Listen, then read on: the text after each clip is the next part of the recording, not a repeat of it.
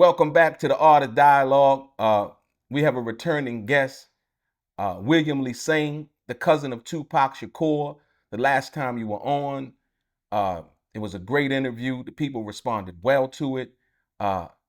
Welcome back to the Art of Dialogue. It's a pleasure to have you. Man, it's a pleasure to be here. What's good, Delray? Good to see you again. Oh man, one day at a time. Let's get right into it. In our last interview, you made controversial statements about King Tut, saying that based on what a friend had told you in prison, that he was responsible for the shooting of your cousin Tupac Shakur. Can you elaborate on that? Yeah, very good question, man. I'm glad that you asked me that because I wanted to elaborate on it. First of all, shout out to King Tut, man. Welcome home. I'm glad that you free. Um, and I got to say, during the time when I was told what I shared on the Art of Dialogue the last time I was here, that a person that I knew from my past had told me that King Tut actually shot Pac. When he told me that, it was completely believable, because of the way things were at the time. Remember, this is 1993, you know what I'm saying? So the reputation that King Tut had at the time, the way things was moving in New York, the chance meeting of the person who told me, who I knew, it all made sense to me at the time. And throughout the years, I still believed it because I didn't hear the other side of the story. In other words, I didn't hear anything from King Tut. I didn't hear anybody with contrary information against what I believed, which was that Tut shot Tupac. Fast forward to now, currently, King Tut came home and he did a video with his wife. I didn't know that the video was out. It was on YouTube. But a friend of mine who was very close to us and know the story called me and asked me, he said, hey, Bill, did you see the video King Tut did on YouTube? I said, no. He said, man, I want you to check it out because I don't think he did it. I said, really? He said, yeah, but check it out for yourself. So I went home. And sure enough, man, I checked the video out and immediately I knew that I was wrong in the information that I spread it. I knew that I was wrong. I knew that I was wrong because, first of all, the way that he explained his side of the story was completely honest, forthright, forthcoming, and the tone in how he was describing his affinity for Tupac, his affinity for my family, his affinity for the struggle, for the Black Panther Party. I thought it was like, wow, this guy's being completely honest. He's actually bearing his soul, So that kind of made me realize that I was wrong. If I may, I want to share how I was able to translate that to King Tut personally. Is that okay? Exactly. Go ahead. So, and by the way, his wife, man, shout out to his wife. His wife is amazing at what she does, because she was the one that was interviewing King Tut as he was telling his story. And she was asking him pertinent questions, that would have made a guilty person uncomfortable. You know what I'm saying? But the questions that she was asking him was just rolling off of him in a way that was completely authentic. He was answering, yeah.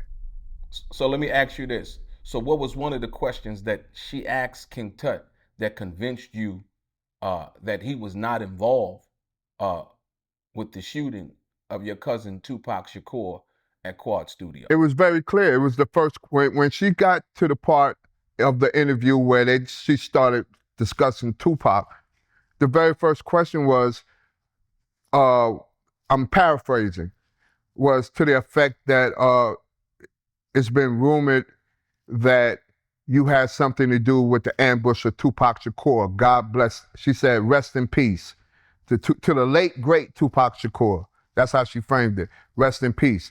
She said that after all, Tupac had named you in a song, as someone that shot him. And I guess she said something, how do you feel about that, or something to that effect, right? I'm paraphrasing.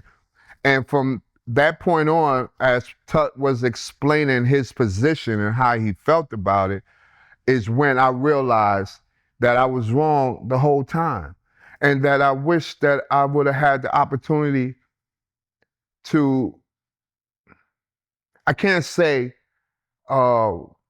verify the information that I was given in 1993, because like I said, the times dictated the information. It kind of made the information that I received in prison likely that it was true.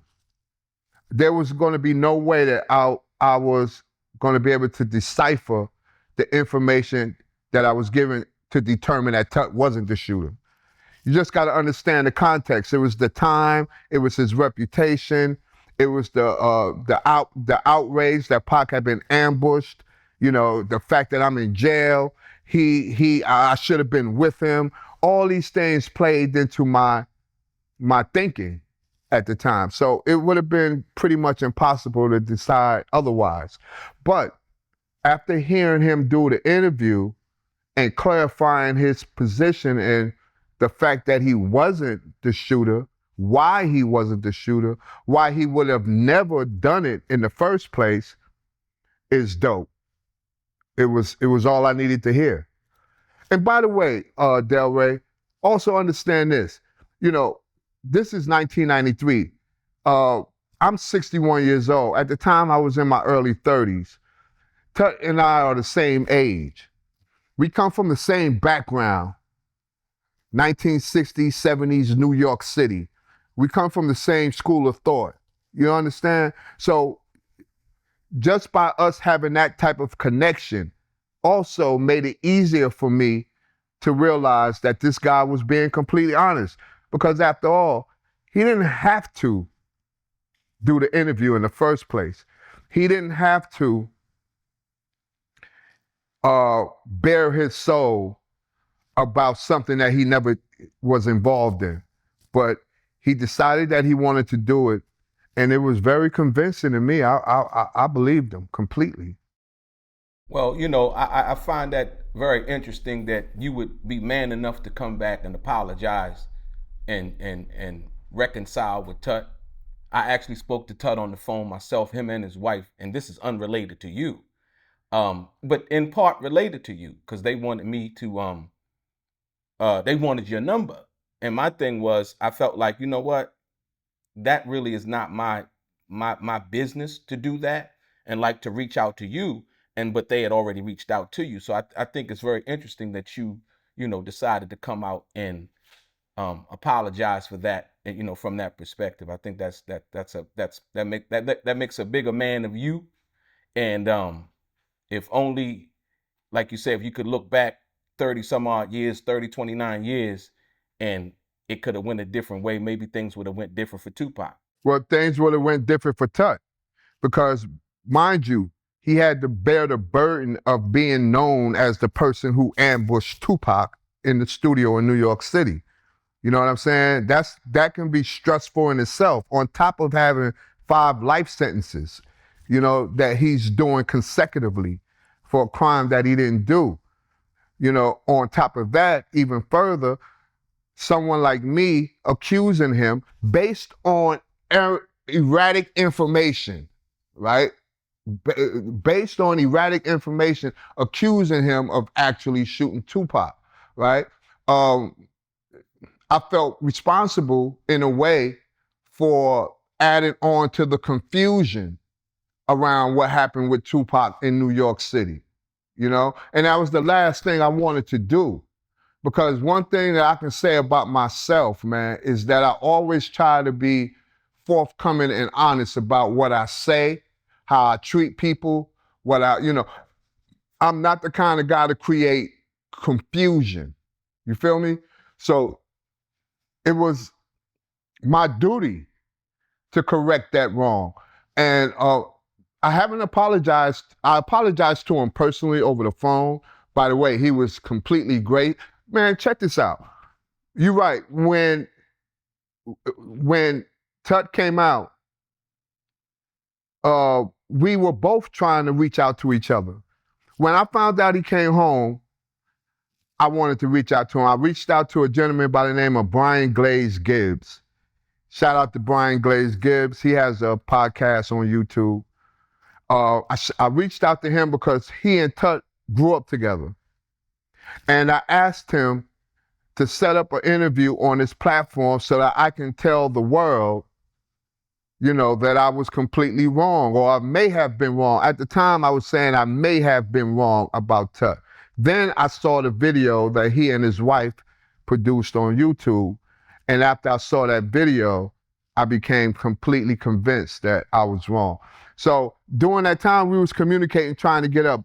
Long story short, we finally talked on the phone. First thing I did was I apologized for what I said about him. And he immediately understood.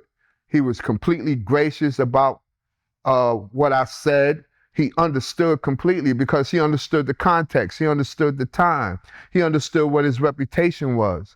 And after our first conversation, man, I wanted to be his friend. I'm going to even lie. I wanted to be his friend. Then later on, watching him and his wife on their podcast, noticing this drastic transformation that he has undergone. He's a totally different man now, and his message is the message that us as Black men need to hear. We need to hear messages of redemption, messages of transformation, messages of spiritual growth, personal development, because all of us have histories that we rather not remember. But if we can transform ourselves to be totally different people than who we were in our past, it's powerful. And obviously, I naturally gravitated towards his message. So I wanted to be his friend. And not only his friend, but also collaborate with him on whatever projects that he's working on and reaching out to young men who are dealing with the same issues that we dealt with in our young age, running the streets as savages, barbaric, taken from people, taking advantage of people. I've done that too. And my message and Tut's message is the same. We want to reach out to young men who may be undergoing the same issues that we were dealing with back in our younger days, and let them know that we can all change and we can be better people, and we can have better, our behaviors can be different, that we have potential, that we can reach any level of success that we want to, that we have opportunities to make better decisions. We don't have to take advantage of other people. We don't have to become the scourges of our community, that we can be beacons in our community. And that's his message. So how I'm not going to gravitate towards that. You know what I'm saying? It was all good, man. Shout out to him. I totally understand. So basically, there were a couple of lyrics mentioned in the 50 Cent song. And Tupac mentioned King Tut's name in Against All Odds. In the song, he rapped, "Now you gotta watch your back, now watch your front. Here we come, gunshots to Tut, now you stuck."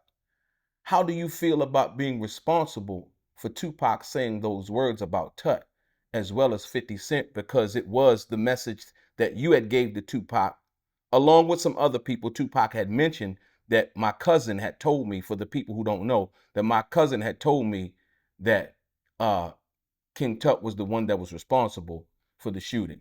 How do you feel about that? Yeah, I feel like, I erroneously made an error.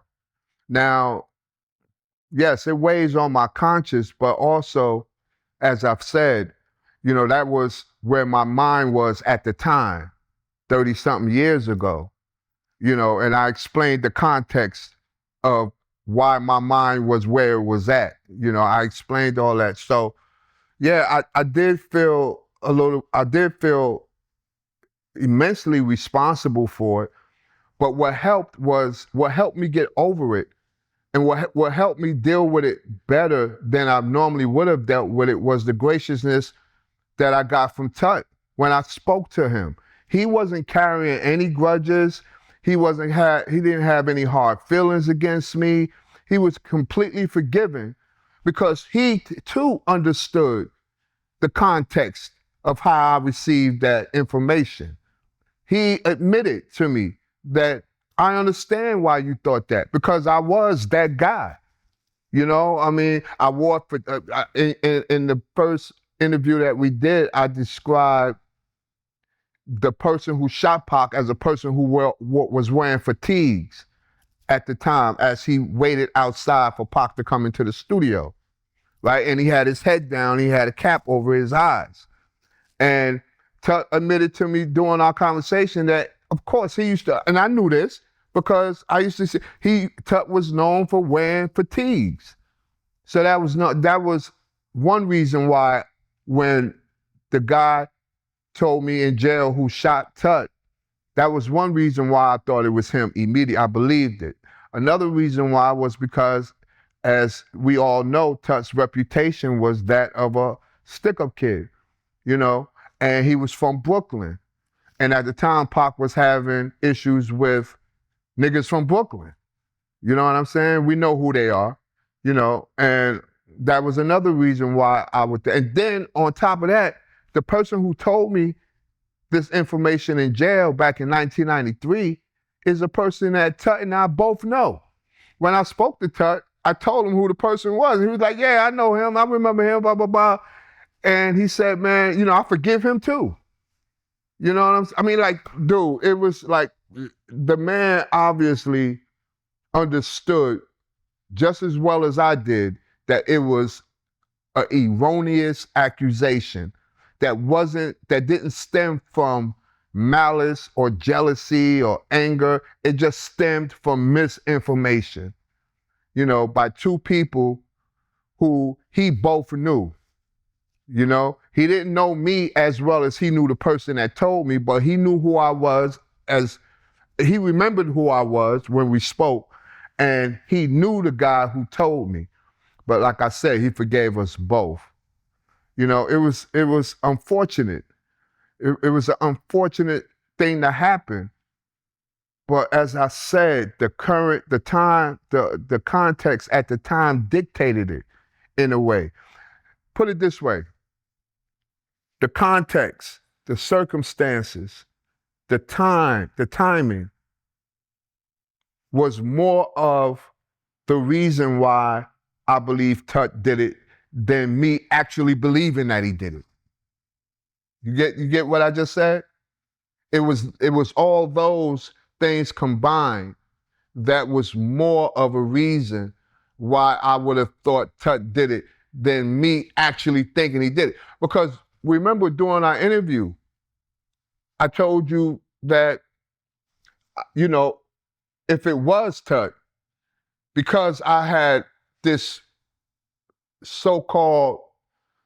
because I knew him or knew of him and been in his presence several times, he probably wouldn't have shot me if I was with Pac that night. And I said that because there was a level, even then, during that first interview, there was a level of respect for Tut that I had going back all the way to 1983 when we first met. We first met in 1983 on Rikers Island. And there was a level of respect that I had from him ever since then. So I kind of didn't want to believe that he shot my cousin. And now that I know he didn't shot my cousin, to be honest with you, I feel much better. And then on top of that, the man that he's become, this guy, man, that wants to be of service to other people. Like I said, I want to be his friend. So, Tut, we already talked, man, but God bless you. God bless your wife, man. I wish you the best. You keep doing what you're doing, man. I got a question for you. And this because a lot of times, like you said, the person who had told you that you were in prison with, did Tut say anything about even knowing Tupac, being around Tupac back at that No, time? he did say, well, he talked about that in the interview that I was sharing with you, uh, that I watched. In it, he said that he'd never seen Tupac before, which I believed after hearing it from him. He'd never been around him. He'd never been in his presence. And that he was always an admirer of Tupac, that he thought Tupac can change the condition of the black man in our country. This is what he said in the interview, that he thought that Tupac could have even changed him, that he looked up to Tupac, that he looked up to his mother. In fact, he said that he loved his mother. He loved Afeni, and that he wanted to be a Black Panther when he was young. Before he got in the game, he wanted to be a Black Panther. And the reason why he wore fatigues was because he was influenced by the militant attitude of the revolutionary spirit of the Black Panther Party. He said all this in that interview he did with his wife. I suggest that those who are listening to me now, go to that interview that he done with his wife where he talks about, not being Tupac's shooter. He said all these things in the interview with his wife, and that even confirmed for me that this man couldn't have possibly shot Tupac. That I was completely wrong. I was wrong, but I wasn't out of pocket. I wasn't out of pocket because, like I said, at the time, that's what I believed. It wasn't out of maliciousness. It wasn't out of anything evil of me saying that about Tut. It was just me getting the wrong information while in jail right after Pac got shot. Same the next day. You know what I'm saying? On June 15th, 2011, Dexter Isaac, who was serving a life sentence in prison, confessed in a written letter that he was involved in the 1994 robbery of Tupac. He claimed that Jimmy Henchman paid him $2,500 and let him keep all of the jewelry except one ring in which Jimmy Henchman allegedly kept. Does this explanation sound more plausible to you regarding the shooting of your cousin Tupac Shakur? Yeah, it does, because, and let me tell you why. At first it didn't, because I didn't know the background story of Dexter Isaac. I thought, when I first heard that, I thought that he was just trying to live off somebody else's shine. I was wrong about that too. You know what I'm saying? Like, I was wrong. I come to understand that, Dexter Isaac wouldn't have a reason to confess to doing something that he didn't do, especially while in prison. Like, who would do that? But in hindsight, I was a bit unwilling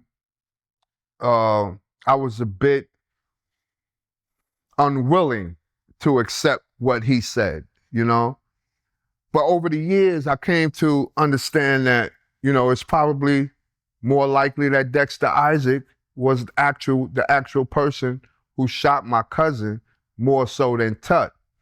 And I was slowly coming into the realization that I could have been wrong. But out of stubbornness and other defects, I held on to the belief that it was Tut, But like I said, man, it was something that there was no way I could have avoided it. There was no way I could have avoided the misunderstanding that I perpetuated, with Tut being Tupac's killer. However, what I can do is, like you so generously mentioned, come on your platform and correct what I said.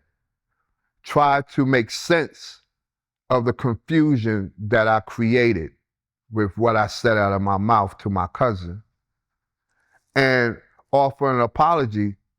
And not only an apology, but a way that I can make that shit better, make that shit right.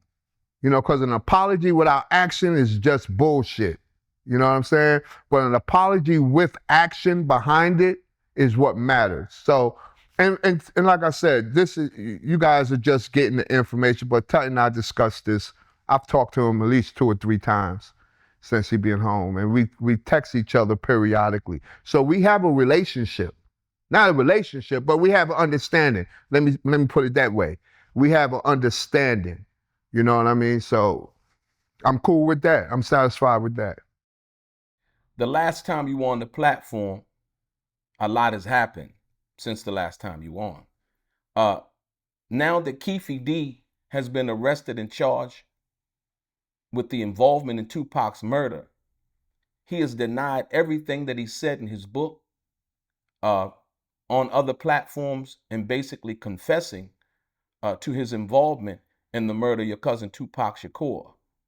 What's your take on that? Well, first of all, let me start by saying that I don't wish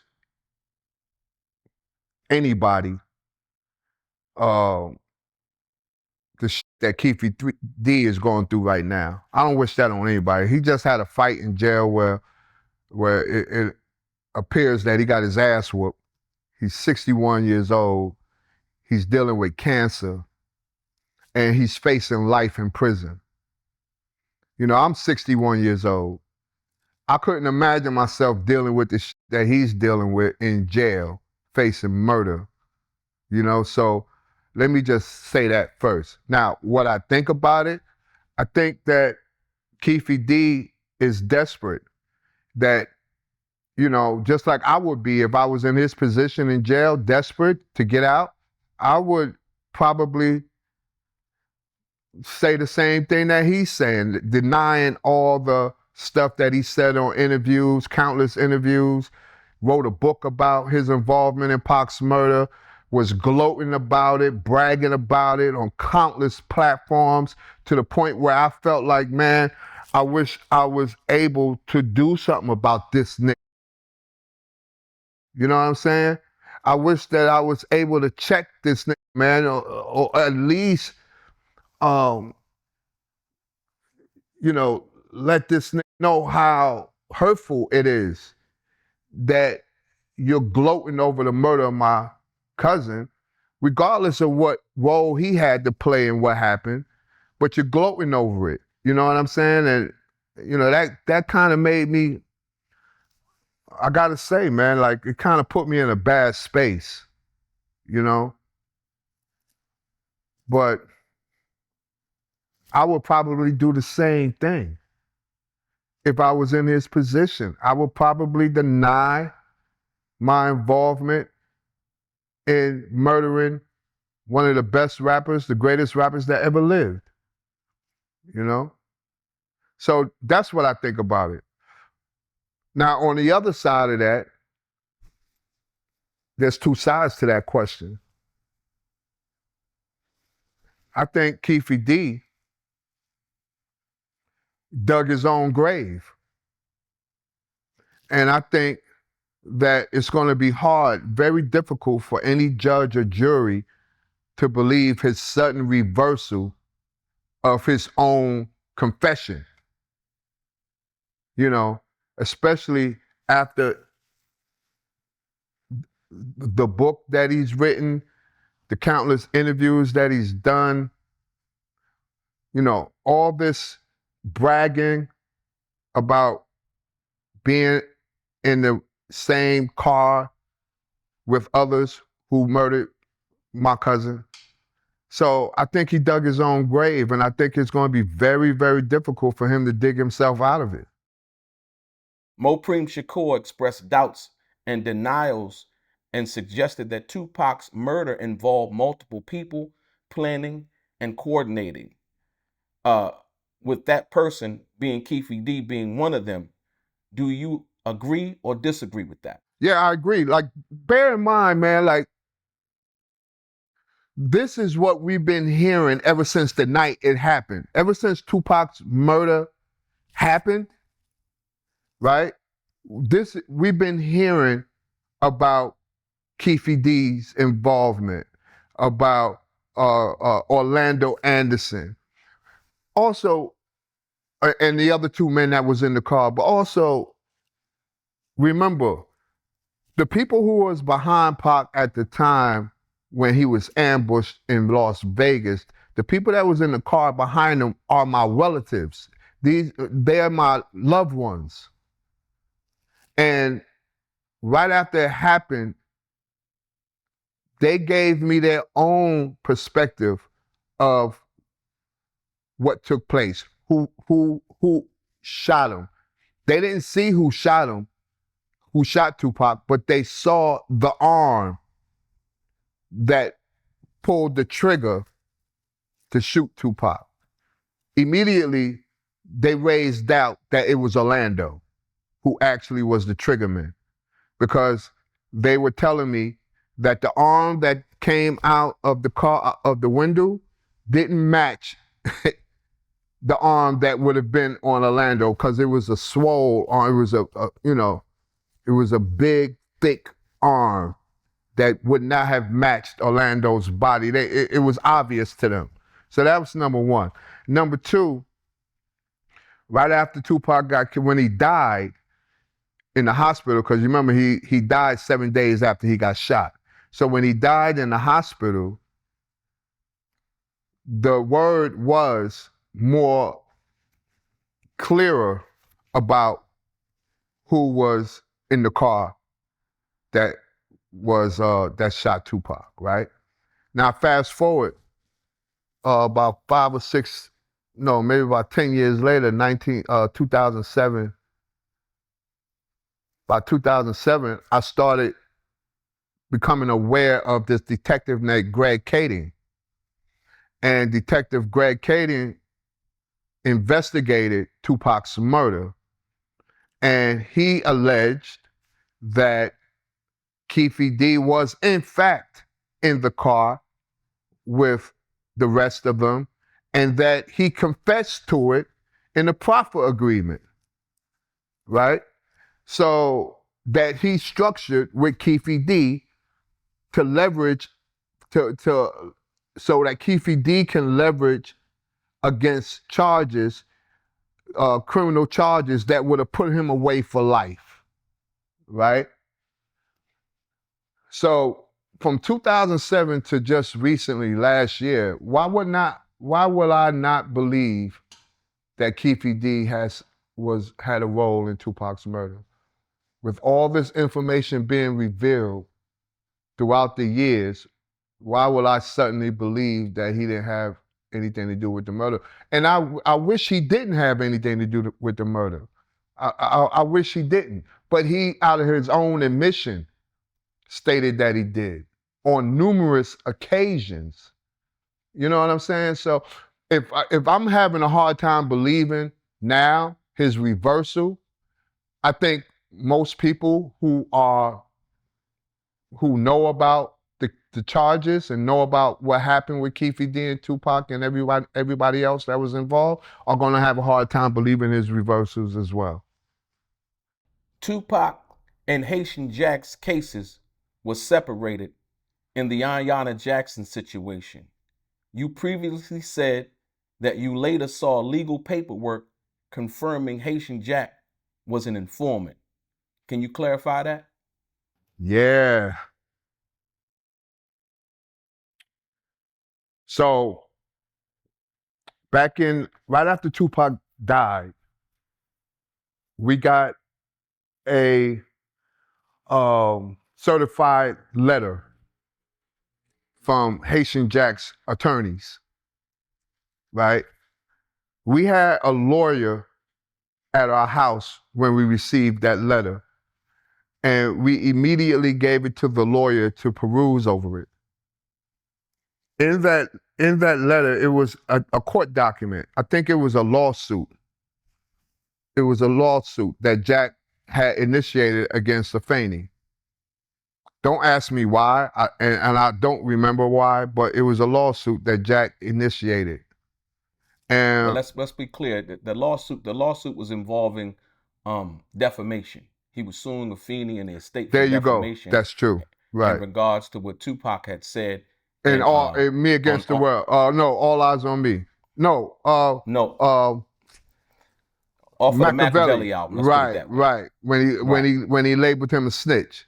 Right. It was a Yes. defamation lawsuit for Pac labeling him a snitch in All Eyes on Me. And the judge dismissed the lawsuit, right? Because the judge found that there was no grounds for Tut to claim defamation. So he dismissed the lawsuit. But You mean Haitian Jack? Haitian Jack, right, not Tut, Haitian Jack. To answer your question, I thought Jack was a snitch because Pac said he was a snitch. You know what I'm saying? Now, I didn't tell Pac that Jack was a snitch. Like I told Pac that that Tut shot him. I didn't do that. But Pac said that he was a snitch. And no one is closer to that situation between him and Jack than Tupac himself. So basically, I was just repeating what Pac said. Right. But the paperwork that you had said you saw, that came from a lawyer. You said that came from it came from Haitian a law. Jack's lawyer? Yeah, it came from a law office. It came from a law office. Yeah. And the information revealed what? The information revealed, like I said, I didn't know why the lawsuit, what the lawsuit was about until you just reminded me that it was a defamation. So I'm assuming that that's what the information in the paperwork was. As I said before, a few minutes ago, I don't remember, and I don't want to I don't want to err in thinking or saying the wrong thing about that paperwork. But if it was the paperwork that was from the defamation lawsuit, then I can surely say that, number one, that case had been thrown out, and number two, that Jack being the snitch is not my words, it's Tupac's words. You know what I'm saying? And I believe Tupac. You know, if you ask me who I believe, I'm going to tell you I believe Tupac, because he was the closest one to that situation between him and Jack. Did Tupac ever personally reiterate anything to you in regards to Haitian Jack? The only thing that I don't remember him ever implying that Jack was a snitch, but I do remember him implying that there was some foul play, because remember, Jack and Pac's cases were separated, you know, at trial. It was actually separated at arraignment. So I do remember that, you know, Pac kind of speculated that there was some foul play in that move.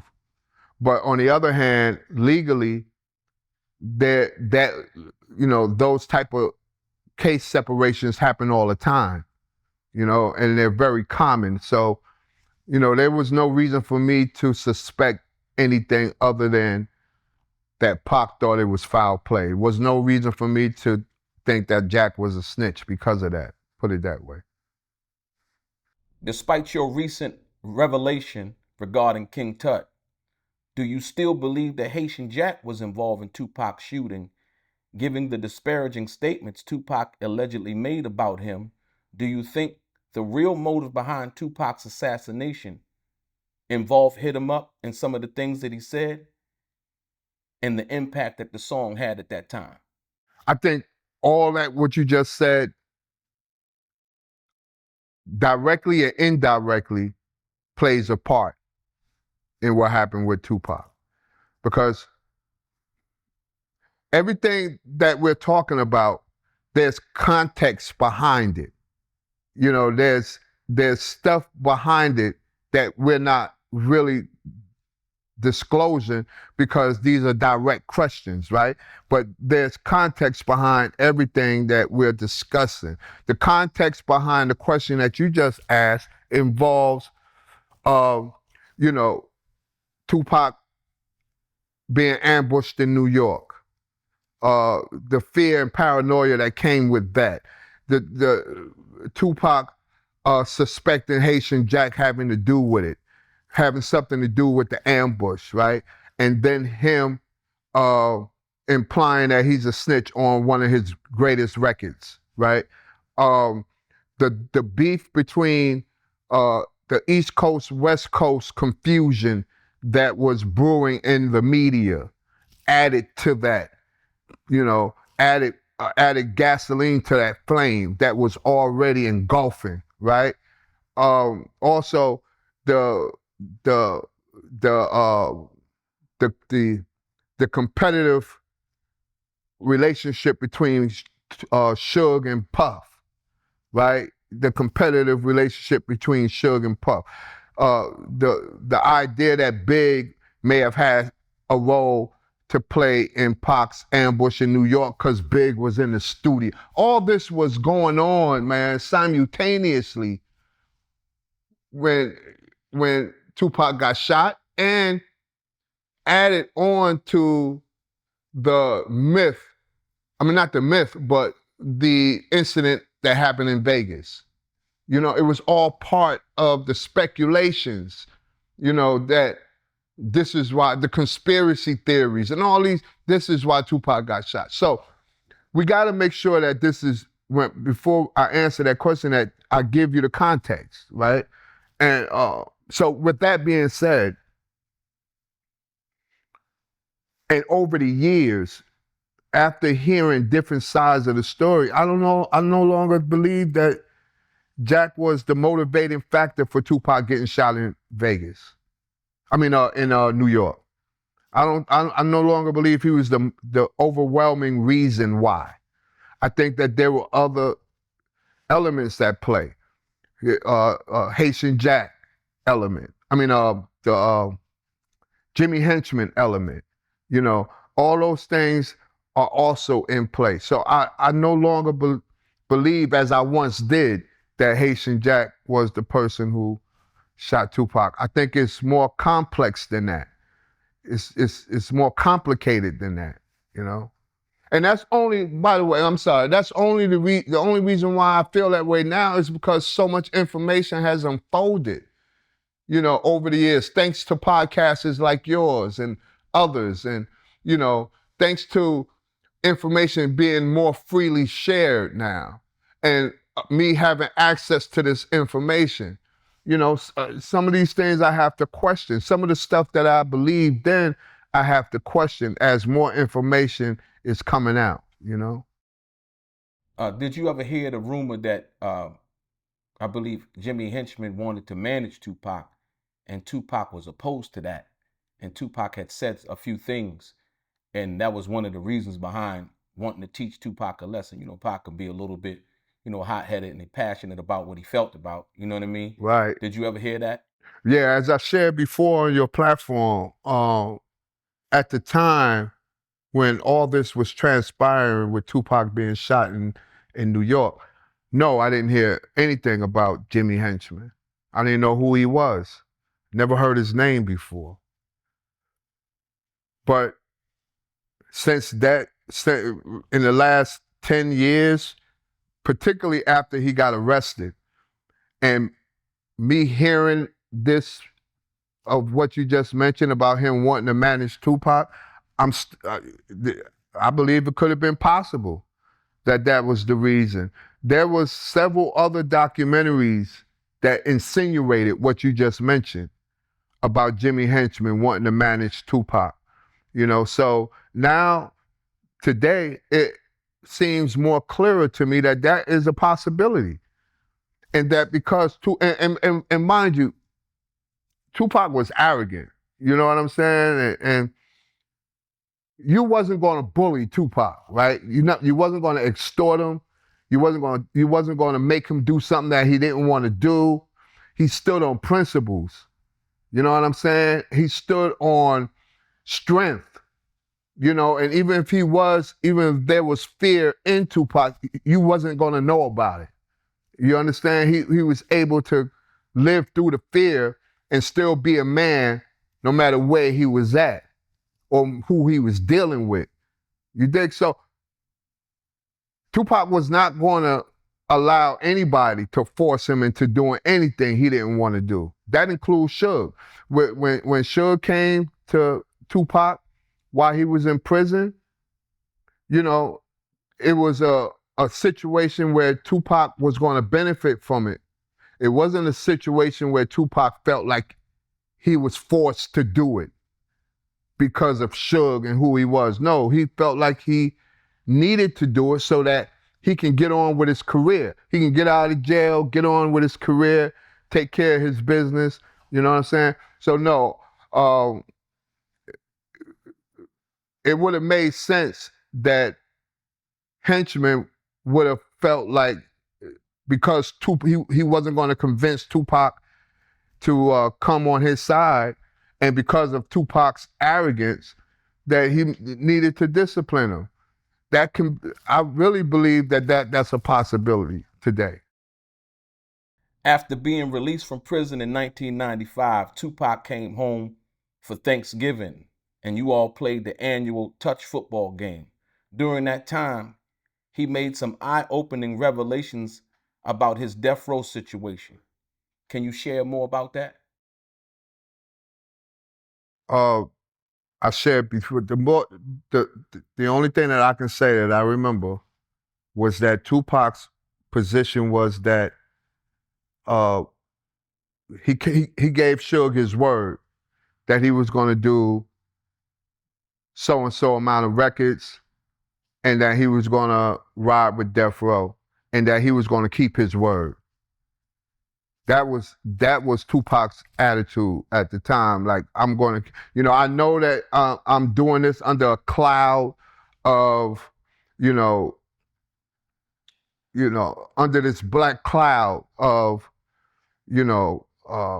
this reputation that Death Row had, and what people were hearing about Suge that wasn't all positive. He knew he did this deal with Death Row under that cloud, those suspicions. But even under that, he wanted to maintain his integrity. I'm going to do what I agreed that I was going to do, and I'm not going to do anything against that. I'm going to keep my word, and I'm going to give him what I signed that I agreed to give him. That was his attitude and his position.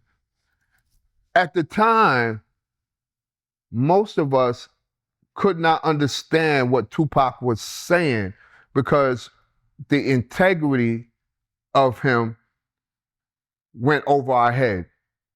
We was more concerned about his safety. We was more concerned about what the optics were instead of respecting his decision to keep his word. So even though that didn't create a conflict in our household, it was difficult for most of us to relate to what Tupac was saying. But he was right. He was being honorable. He was keeping his word. You and I can both agree that that's the honorable thing to do in your relationships with people. You keep your word, so. I was recently asked, do you, and I want to ask you this, do you believe that Tupac was most honorable for not even mentioning that he wasn't really signed to Death Row, as Suge Knight had just come on this very platform and just admitted just recently that Tupac was actually still signed to Interscope, but basically he was masquerading under Death Row. Do you think it was honorable for Tupac not to mention that, even though he knew, and he just rode with basically what he was supposed to ride with at that particular time and getting out of prison? Mm-hmm. Thank you for that, man. First of all, what you just said is new to me about Suge being on your platform recently. When I go home, I'm gonna look for it and listen to the interview. Second of all, I don't think honor has anything to do with Tupac not mentioning that he's not signed to Death Row. I think that was just perhaps a strategic move on his part, for whatever reason that he was thinking. So No, I don't think his honor had anything to do with that. But I do think that it was honorable for him to want to, uh, you know, do what he agreed to do with Suge, keep his word to Suge. You know, you can only respect that when a man wants to keep his word, regardless of what obstacles he may be facing or what problems that may make the average person go back on their word. You know. Hey, let me ask you a question, Delray. Let me ask you, when was that interview shot? Is it recent? What With what was Suge, that? with Suge that you Which just in mentioned. yeah, Art actually did it. All right, okay. Is it a recent interview or is old? Yeah, I believe so. Okay. Yeah, no, it was recent. I'm It gonna was see if I recent. Yeah, can it was find it. like one of the most recent interviews that were done on Suge Knight. Good. I gotta educate Yeah. myself on that because I didn't know that Pac was not legally signed to Death Row. Right? That's what you said. Oh, you did? He wasn't Yeah. legally signed. There was because I did see a contract that I thought he signed while he was in jail when David Kenner and Suge went to visit him. I did see his signature on a contract, and I did read the contract too. It was a 1-page contract, by the way. So I gotta see what Suge is talking Yeah, about. you gotta see the interview Yeah.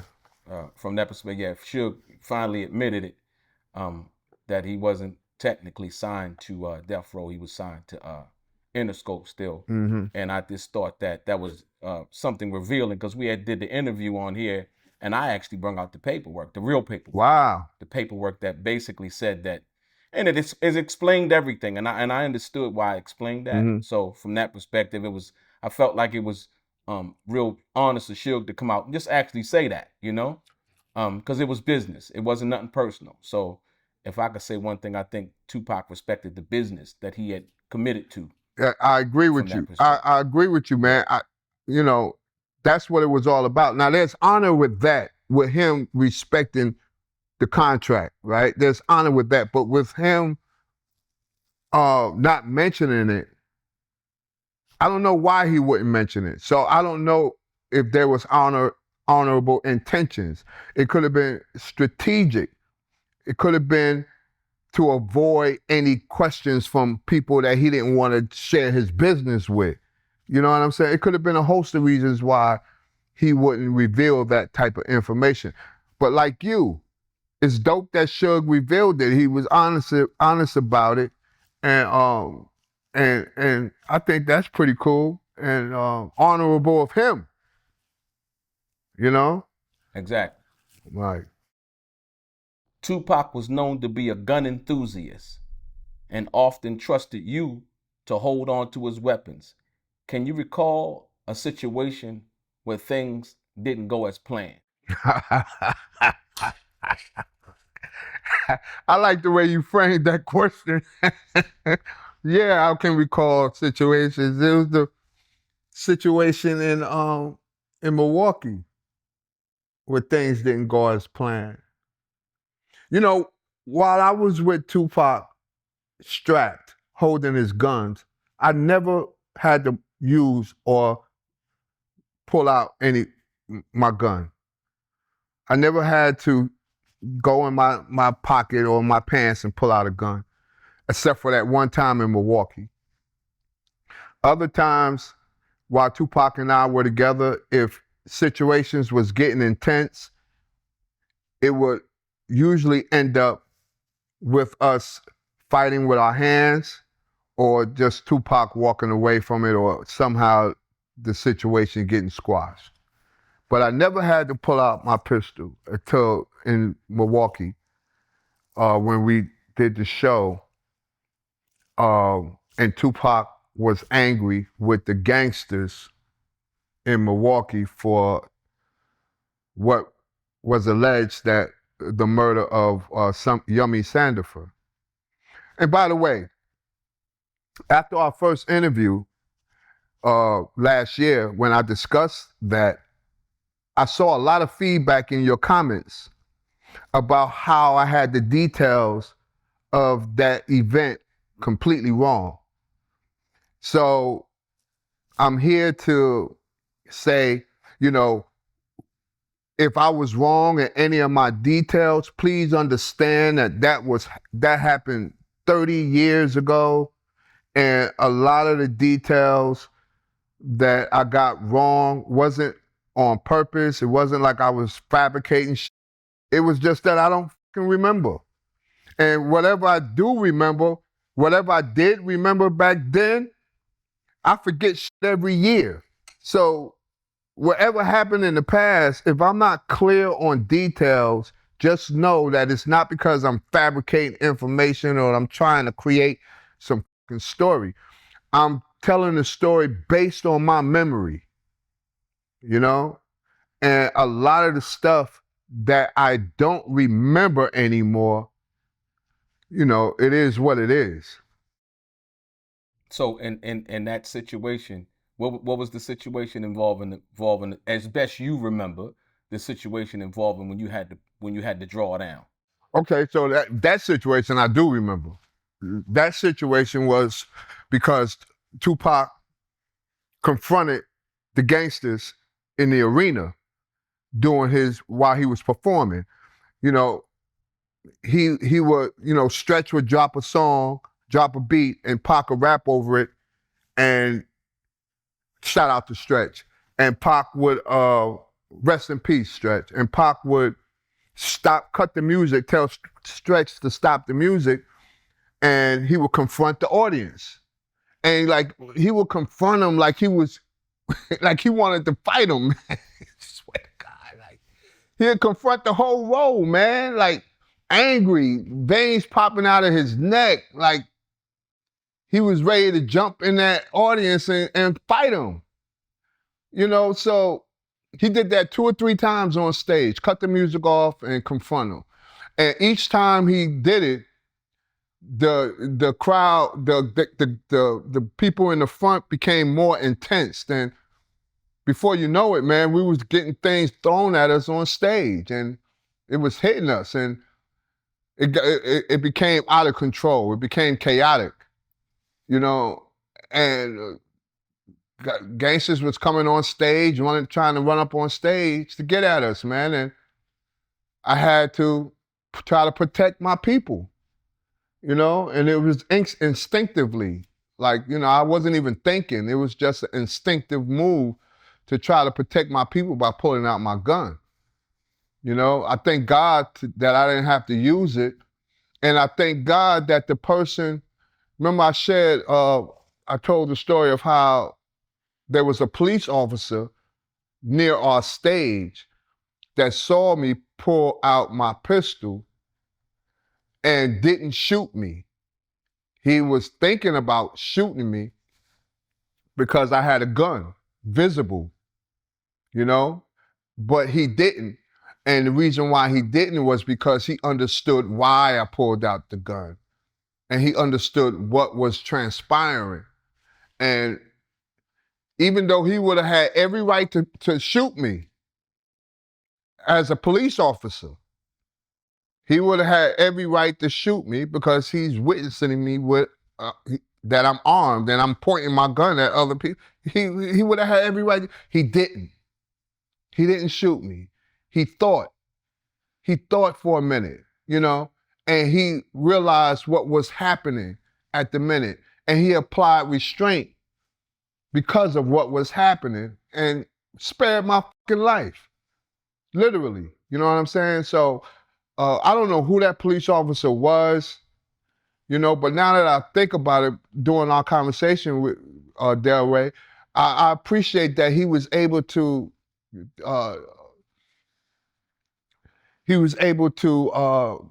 understand what the situation was and why I pulled out my gun, and that, you know, he shouldn't shoot me. You know, when I think about that now, 30 years later, man, you know, that was something that could have ended up very badly for me and my people that was on the stage. Tupac, the Outlaws, Stretch, Man, all my people who at the time I loved, you know, they were my people. I could have put them in danger, you know, with my reckless action, even though it was with the right intention. You know what I'm saying?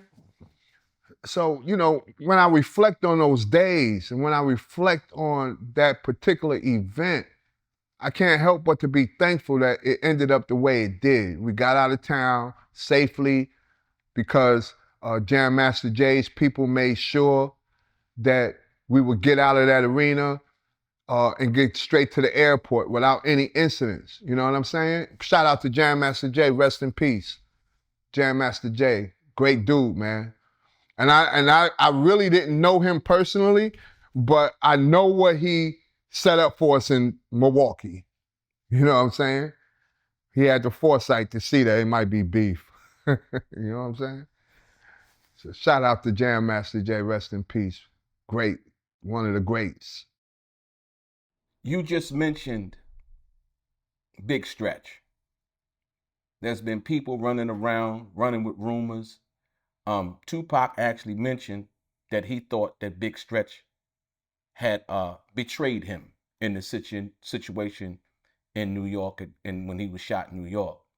And then subsequently, Stretch would meet his demise. People have been running rumors and saying things over the internet that Tupac has something to do with the death of Stretch Walker. What do you know about that, and what can you say about that in regards, because you were close to that situation, what can you say about that in regards to what you know in regards to Tupac having anything to do with it, you know, Stretch betraying Tupac, or anything of that nature? Well, thank you for that question, man, because now I get to talk about something, man, that I kind of mentioned before, but elaborate a little bit more on. So, first of all, Tupac is not a murderer. He's not someone that would kill someone that he had a lot of respect for and that he worked with. You know, Tupac not only knew Stretch, Tupac had relationships with his brother Madge. Shout out to Madge. He had a good relationship with Stretch girl, you know, because, you know, Stretch and Tupac were very close. So Tupac had relationships with Stretch family as Stretch had relationships with Tupac's family. Me and Stretch was super cool. You know what I'm saying? I mean, there were times when I spent more time, when we was on the road, there were times that I spent more time with Stretch than I did with Pop. Because Stretch was funny. You know, he was a street dude. I was a street dude. He understood what goes on. And, you know, he was thorough. You know what I'm saying? So there was a lot, we had a lot in common as far as being dudes from the street. So I spent a lot of time with Stretch. It's hard for me to accept what Dexter Isaac said about Stretch. I don't know if you heard what Dexter Isaac alleged or claimed, but he claimed that Stretch gave him and the guys that was with him, Dexter Isaac meaning him, the logistics of where Pac was going to be, you know, the time that Pac was going to be there. You know what I'm saying? I find that difficult to believe. Or I don't want to believe it. You know? If it's true, then Stretch was a traitor. Plain and simple. You know, he was a traitor. Out of jealousy, you know, out of whatever reason, he betrayed Tupac. He betrayed all of us. You know? So you basically saying that Stretch actually betrayed Tupac? I'm not saying that. I'm saying that if what Dexter Isaac is saying is true. Okay. Because Dexter Isaac is on the record. He's on in a documentary or on a podcast claiming that Stretch gave him and his crew the logistics of where Tupac was going to be, the timing of where Tupac was going to be, where he was going to be, so on and so forth. If what Dexter Isaac is saying is true, then yes, Stretch betrayed Tupac. He betrayed my entire family. He betrayed everyone. Now the reason why I say that is because Tupac actually said it in the song. Mm-hmm. He said switch sides. I guess his new friends wanted him dead. Mm-hmm. So evidently Tupac had felt something in regards to that too. Mm-hmm. So that's what I was asking you in regards to that, as well as what you just said about Dexter Isaac and what he had elaborated on about the logistical aspects of what Stretch had allegedly gave him in regards to what Tupac was going to be, so that the situation could actually go down like it did. Yeah. Well, if it's true, like you're right, Tupac did say that in All Odds, against all odds. Yeah, against all odds on Machiavelli. He did say that about what you said about Stretch. Switch new sides on him there. He did say that. But like I said, if what Tupac said and if what Dexter Isaac said is true, then Stretch is he betrayed us. He betrayed, and not only did he put, if it's true, he put everyone in danger, you know? And I don't know what his motivation was for that, right? I don't know if they offered him money. I think Dexter Isaac said he gave him a big 8, like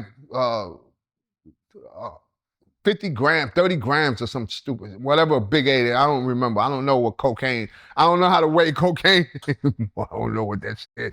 But right. Like an eighth, yeah, like an eighth of joint. yeah, whatever the, like whatever that Right, was, like he paid them in cocaine. You know what I'm saying? Stretch, right. If it's true, Stretch took the cocaine and sold it or what have you. I don't know, but if it's true, man, Stretch betrayed us, man, and even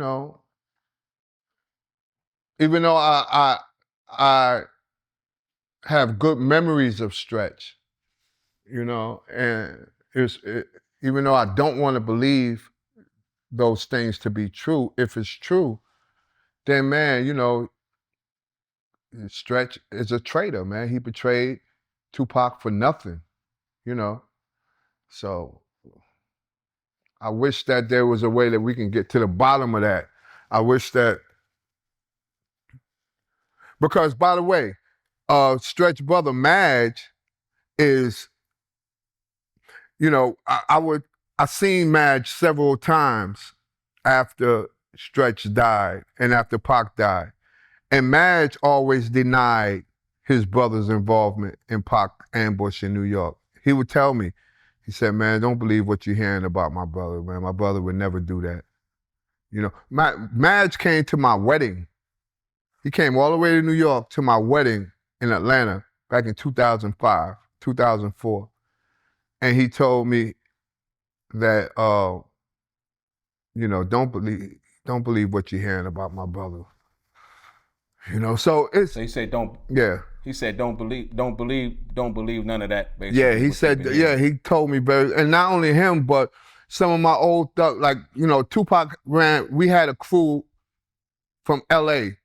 that was part of Thug Life. Strong brothers, man, that I'm still in touch with to this day. Brothers that I love, man. They strong, and they would even say to me, Bill, we don't believe that. We don't believe that. So, like I said, man, over the years, I've had a difficult time believing that Stretch actually had something to do with Pac in New York.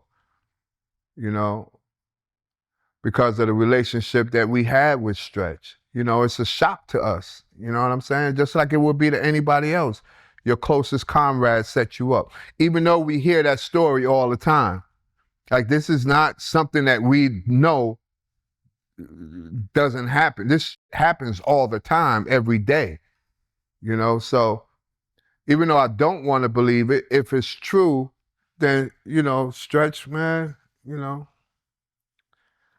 and I don't want to say nothing disrespectful against his legacy or anything like that. So I just say he betrayed us. After Tupac's release in October of 1995, how did he handle the public scrutiny and the media attention around the Ayanna Jackson case? From what I saw, Tupac just was relentless. He relentlessly worked on his music. I didn't see any distractions around Ayanna and Tupac when he came home. None. And mind you, I should mention that I didn't spend a lot of time with Tupac when he came from prison. I saw him once, and that was when he came to Atlanta. He stayed for a few days, so I hung with him for a few days in Atlanta. But remember, he got killed 11 months after he got out of jail. So I didn't see him a lot. I was dealing with my own issues. I couldn't travel with him to LA, back to LA, because I was deep into my addiction. I was seriously on drugs, man. I was all over the place. I was out of control. And he knew that. He knew that I was out of control. My family members would tell him, man, don't, Bill, he's amok. He's running amok, So I wasn't in condition. I wasn't in no shape to travel with him and be of assistance to him because I was burdened by my own addictions, my own demons. That brings about a question, because Mm-hmm. Tupac was never shameful about talking about the struggles that his mom went through. But in him personally seeing you and you saying he knew that about you, what was Tupac's reaction when he seen you in that condition?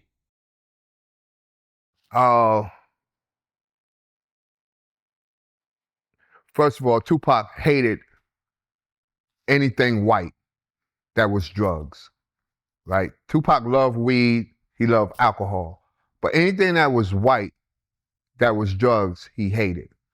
So by the fact that I was using cocaine and heroin, I was strung out off of cocaine and heroin. At the same time, he had a huge distaste for what I was doing and didn't really want me around him when it came to him and his business, when it came to him and his livelihood. He didn't want that kind of shit around him, what I was doing, which is understandable, But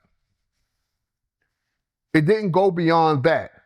In other words, our relationship was still intact. Like he still loved me as his cousin, but he didn't respect what I was doing. I still loved him as my cousin, but I could respect why he didn't want me around him. You know what I'm saying? So it didn't go beyond that. I remember Edie. What's up, Edie? Shout out to Edie. I remember Edie told me, because I asked Edie pretty much that question that you just asked me. What did Tupac think about, me being on drugs? And I asked Edie that question after he got killed or before he got killed. I asked Edie. It was before he got killed. I asked him what Pac is saying about me not being in California with y'all. And Edie said to me, paraphrasing, based on my memory, Bill, he wants you there. He hates that you can't be there because of what you into, but he wants his big cousin there. He did tell me that. So I guess that Tupac felt, even though he wanted me around him, I could not be around him in the condition that I was in. Who would want an addict dope fiend around them all the time? Like, what rapper wants a dope fiend addict around him all the time when they're conducting business, chasing money, doing shows, doing songs? Who would want someone like me at that time around them? I think it goes into saying why I asked the question, because that was a little bit more personal than most people would know, if you understand what I mean, Bill. I understand. When I say that. Yeah. Yeah, because I think people, like, they see Tupac as this mythical figure. Mm-hmm. But, and you being his big cousin and you sharing, your life about what you were going through, how it affected with him, what his mom had went through, and all of those things. Right. I just think that shares a whole nother side of who he was in dealing with those personal issues. Right. And that's why I respect these questions, man, because like I'm very forthcoming. Like I ain't got shit to hide, man. You know what I'm saying? And I appreciate your honesty. Yeah, man. Why not? Look, my story is not for everybody. I don't want it to be for everybody. You know what I'm saying? My story is for people who are dealing with the same things that I dealt with. Because my story can serve as a blueprint for them so that they can overcome the demons that I overcame. Dig it. There's people dying every day from drugs and alcohol who don't have anyone like me to tell them what the repercussions can be when you're addicted to drugs and alcohol. My story has value for people who are dealing with what I dealt with, what I was so lucky and blessed to overcome, man. That's just the reality. There's nothing more realer than that. You know what I'm saying? People are dying every day from drugs and alcohol. Just because I was Tupac's cousin doesn't mean that I didn't have my own problems. It doesn't mean that I didn't navigate life better than I should have back then. Now I came from out the dirt. I came from out the grave, literally. I'm gonna tell you that story. I might share it with you today, how I came out of the grave. You know what I'm saying? But I literally came out of the grave, man. I'm so thankful to just be alive and so thankful that my story can help other people who are dealing with what I dealt with. That's all it is to it. Yeah, the reason why I also say that because your cousin is the catalyst, being the world-renowned superstar, may he rest in peace, that he is. And so I think that impact, that relationship also can shed light, like you said, on people who are suffering, who've dealt what you've dealt with, who've dealt with what his mom dealt with, what she overcame, and some of the things he actually overcame, you know, being shot. Absolutely. And like I said, dealing with all of the issues that he did as a youth and as, you know, being one of the premier rap superstars that he was prior to his death. And let me add on to that, man, because it's dope you brought that up. My family is not being the child of revolutionaries is traumatic, man.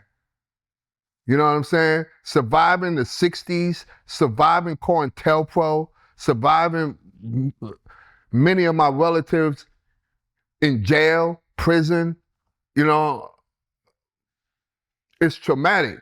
You know what I'm saying? So my family, we didn't have what we have now back then. You know what I'm saying? And all of us suffered from that trauma. Tupac, my brothers, etc., Tupac's sister, the murders, you know, jail. We all suffered under that shit, man. You know, and just for us to be here today talking about Tupac, we will be remiss if we don't share the dark stories that emanated from what we went through. It's not all beautiful, you know what I'm saying? It's ugly. It's ugly, you know? Me, personally, I just don't have a problem sharing ugly. You know what I'm saying? My thing is like, man, like I shared on the last interview, I was never a big time dope boy because I love dope too much. I couldn't keep it in my pocket to sell it. If it was in my pocket, I was gonna use it. So I never, you know, never was a bit, I sold a little bit here and there, but I never made money from it. You understand? That was traumatic for me. You know, I never, you know, was the type of people that we see on podcasts every day that have this glorious past that's well respected in their neighborhoods or in communities because of this glorious past they had. My past wasn't like that. My past was jail, institutions, and damn near death. That was my past. You visited Tupac in prison, and you were also his best man when he married Keisha Morse while incarcerated. I recently seen a copy of the marriage certificate in which you signed that proves that is an actual fact. What were your thoughts on Tupac getting married in prison? Yo, wait a minute. Before I answer that, you got to send me a copy of that marriage certificate, man. Come on, man. Are you gonna send me a copy? Absolutely, All absolutely, right, man. Cause absolutely. first of all, I forgot that I even signed. Cause I was his best man. It makes sense that I would sign the marriage certificate, but I clean forgot about it. You know what I'm saying? Uh, damn, that's something, man. That you got the copy of the marriage certificate with my signature on it. That's something. That's amazing. Absolutely. That That goes to show, when you telling the story about what you talk about other stuff, that you forgot about something that is an actual fact, proven actual fact that you didn't remember. right So that's just consistent with with what what you've I've been been saying. saying. That sometimes you can't remember. But like I said, so what was that like, man? And Tupac being, Wow. marrying Keisha Morris in prison. Yeah. What was that whole situation It like, man? was. I remember feeling, wow, this is a big deal that I'm his best man. I remember feeling honored that he would name me his best man because there was other people he could have named. He could have named Stretch. He could have named Man Man. He could have named Mike Cooley. He could have named Watani. You know what I'm saying? He could have named Psych. You know, Big Psych. Shout out to all the people I just mentioned, man. I'm starting to get in the habit of when I do interviews, shout out people that I mentioned by watching other people do podcasts and seeing how cool that shit is. You shout the people out. You know what I'm saying? So shout out to all those people I just mentioned. But I remember feeling honored that he would ask me to be his best man. And I remember that my sister, her name is Maylene, she was Keisha's witness. And we both felt honored because, we actually had to take a trip to Clinton Dannemora just for that. It wasn't to visit Tupac like we normally did, but it was to be his best man and and Keisha's witness. So we made a day of it, man. We went up there, and it was very simple. The wedding was very simple because it's in jail, obviously. There was a cameraman that was taking pictures as part of the inmate fundraiser that's in prisons. The fundraiser for inmate organizations is Click Click, which is taking pictures of visitors and visits and stuff, right? So I remember that day as being like this joyful day because Pac, man, was happy to be marrying Keisha at the time, and Keisha was holding him down. You know what I'm saying? Like she was committed to Tupac, man, and everyone in my family like Keisha. And shout out to Keisha, because by the way, I see her. I just saw her last year at Tupac's Walk of Fame in Hollywood when they gave him the star. Oh, so Keisha was actually at the Hollywood Walk of Fame? She was at the Hollywood Walk of Fame, and I saw her, and I took pictures of her, and hey, yo, she's one of the good stories that we tell of people in our past. She's beautiful. She looks great. And we just my family and we had a great time with her, man. And I just have to say that, man. Shout out to you, Keisha. If you're watching this, shout out to you. And we love you and God bless you. And Keisha, I would love to sit down with you and have an interview. Yeah. Because Billy said that you're such a wonderful person. Yeah, and plus she got stories, like you get a different perspective of Tupac and the kind of man he was from the woman that he married. You know what I'm saying? And it'll be dope for her to do an interview too, because she can speak to the time. This is 1991, 1992, 1993. I think she came in our lives in 1991, 92, just before Tupac got shot in New York. And she's from New York City, you know what I'm saying? So she can speak to the context, to the background story of what all took place. A lot of people just know what is being said, but they don't know the background of why these things are being said or why it happened. She can add context to it. That's the reason why I asked you what I asked you. And like I said, when I seen the marriage certificate, I was like, wow. But more importantly, I know that you could share, once again, being there, going in to see your cousin. It's a lot of people that talk a lot of, or speak a lot on Tupac, didn't really know him, never met him. And like I said, this particular incident and him getting married in prison to Keisha Morris and you being the best man. And like I said, when I seen your signature on the marriage certificate, I was like, oh wow, this is historic That's right here. crazy. And then That's and then knowing we crazy. had I can't believe that you, yo, man. and knowing that Go ahead. I'm sorry. no, and knowing we're gonna do the interview, I just thought it was important. So, what was it? What was Tupac's mood though? What was Tupac's and Keisha's mood? If you can give me that. Yeah, they were happy, man, because they were solidifying the deal. Like they was going to be, at the time that they were getting married, they were committing themselves to each other, So they were very. I remember the vibe as being very loving and joyful, even though Pac was in jail. It was an occasion for him to be joyful because he was marrying someone that he loved and she was going to remain committed to him.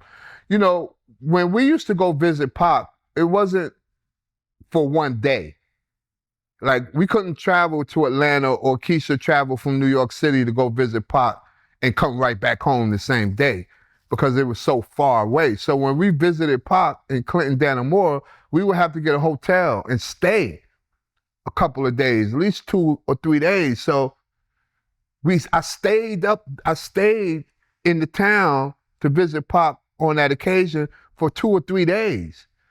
And the whole 2 or 3 days that we was visiting him, before, during, after the marriage, those 3 days that we went up there, it was joyful because of the anticipation on the first day that I'm getting married. So Tupac is all, preparing, like, what should I say, and blah, blah, blah, all this stuff. And then the second day where they actually get married, the joy that he and Keisha was experiencing because they were solidifying their commitment was dope. It was beautiful, man, just like any wedding would be, even though it was in prison.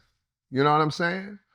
And it was. So did they let him? Mm-hmm. Did they let him come out of his prison garb, or was he had to get married in his prison? He got garb? married. Did they let him get in like a suit? Yeah, so no, he didn't get married in his suit. He got married in his greens and a top. He had a top polo shirt and sneakers. Nothing fancy. I don't remember. I can't find the pictures that we took that day. We did take a lot of pictures that day, but I can't find them. But Keisha was dressed. She was dressed nice. My sister was dressed nice. I don't remember how I was dressed. But Pac was dressed in his state greens, in his prison greens. You know what I'm saying? But that didn't matter, Delray, because, like I said, the joy of the occasion was what really counted. And it was more overwhelming than the actual circumstances that Tupac was in, being in prison for something that he didn't do. You know what I mean? So it was a great experience, man. And like I said, I was honored that he chose me to be his best man. I mean, even today, like, he could have chose anybody, but he chose me. But that, I don't really talk too much about my relationship to Tupac all the time. So now that I'm talking about it with you, it's bringing back feelings and emotions that I long ago buried, particularly about the marriage, his wedding. I hadn't thought about his wedding in years, but now that you bring it up, man, it's opening up. It's reliving. I'm reliving some of the emotion that I was feeling at the time, What's one of the biggest misconceptions about your cousin Tupac Shakur that you've heard from the media or people who've never met him? Yeah, I've heard a lot of misconceptions about, particularly from people who never met him, because most of the people who not most, but some of the people who I see talking about Tupac. By the way, let me say this. Pac is ubiquitous. Like, he's everywhere at the same time. He's all over social media. He's all over the news. He's on every social media platform all day, every day. And I'm noticing more and more people appearing on these podcasts talking about Tupac and their experiences with him. And, you know, I'm not doubting that they're telling the truth, but I am hearing a lot of misconceptions. You know, by the way, for instance, shout out to the person I'm about to mention, Fat Joe. Shout out to Fat Joe. Got a lot of respect for Fat Joe. He's from the Bronx. I'm from the Bronx. I know what hood he's from. I know some of his OGs from his projects. I think he's from McKinley or Forest Projects. McKinley and Forest are right across the street. I know some of the people from there, his OG. So shout out to Joe. I don't have nothing against him. I like him as an artist. I think he's dope, he's thorough. But I have to disagree with something that he's been saying on podcasts about Pac calling him about some Puerto Ricans putting pressure on him in Clinton. Now, the reason why I'm questioning that, I'm not saying Joe is lying, I'm just questioning it. The reason why I'm questioning that is because I know how the Puerto Ricans roll in prison, right? I know how they roll. And I know Joe is strong in New York with Puerto Ricans. I've been around Joe several times, and he got Puerto Ricans around him that'll hurt something, for real, right? So I know he got strength with Puerto Ricans, his people. But as far as Tupac being in prison and having to call Joe to keep the Puerto Ricans off his back because they think that he got beef with Joe in the street or some, I don't know about that. Mind you, I was going to visit Pac every month. If Pac was having problems with anybody in prison, I would have been the first to know about it. Not only would I have been the first to know about it, Watani would, you gotta know, the people who are in prisons, who run the prisons, there's a lot of Puerto Ricans who do. Don't get me wrong. But a lot of people who run the prisons in the New York State penal system are people that we know. They people that love us. They family members, man. They people, you get where I'm coming from, Delray? Tupac wasn't in a prison where people was going to walk all over him. That wasn't going to be the situation. He was in prison with people who were strong. Absolutely. Tupac didn't want our people protecting him. He refused when he first got into Clinton. There were people already with care packages for him. Like strong people, like legendary, like I'm talking about legend, they all in the newspapers, dude. Legendary. That is telling Pac, if you got problems, let me know. I'm gonna make sure that the CEOs know, blah, blah, blah, and this and that. And Pac telling them, nah, that's all right. I don't need none of you guys to help me with nothing. I'm good. I'm gonna ride this on my own. And then the officers, knowing Pac's connection with some of the strongest people in Clinton, taking him out of population and putting him in segregation so that he don't incite anything in population. So that there's no chance of anybody trying to take advantage of this guy who is being watched by some of the strongest men in prison. Does that make sense to you?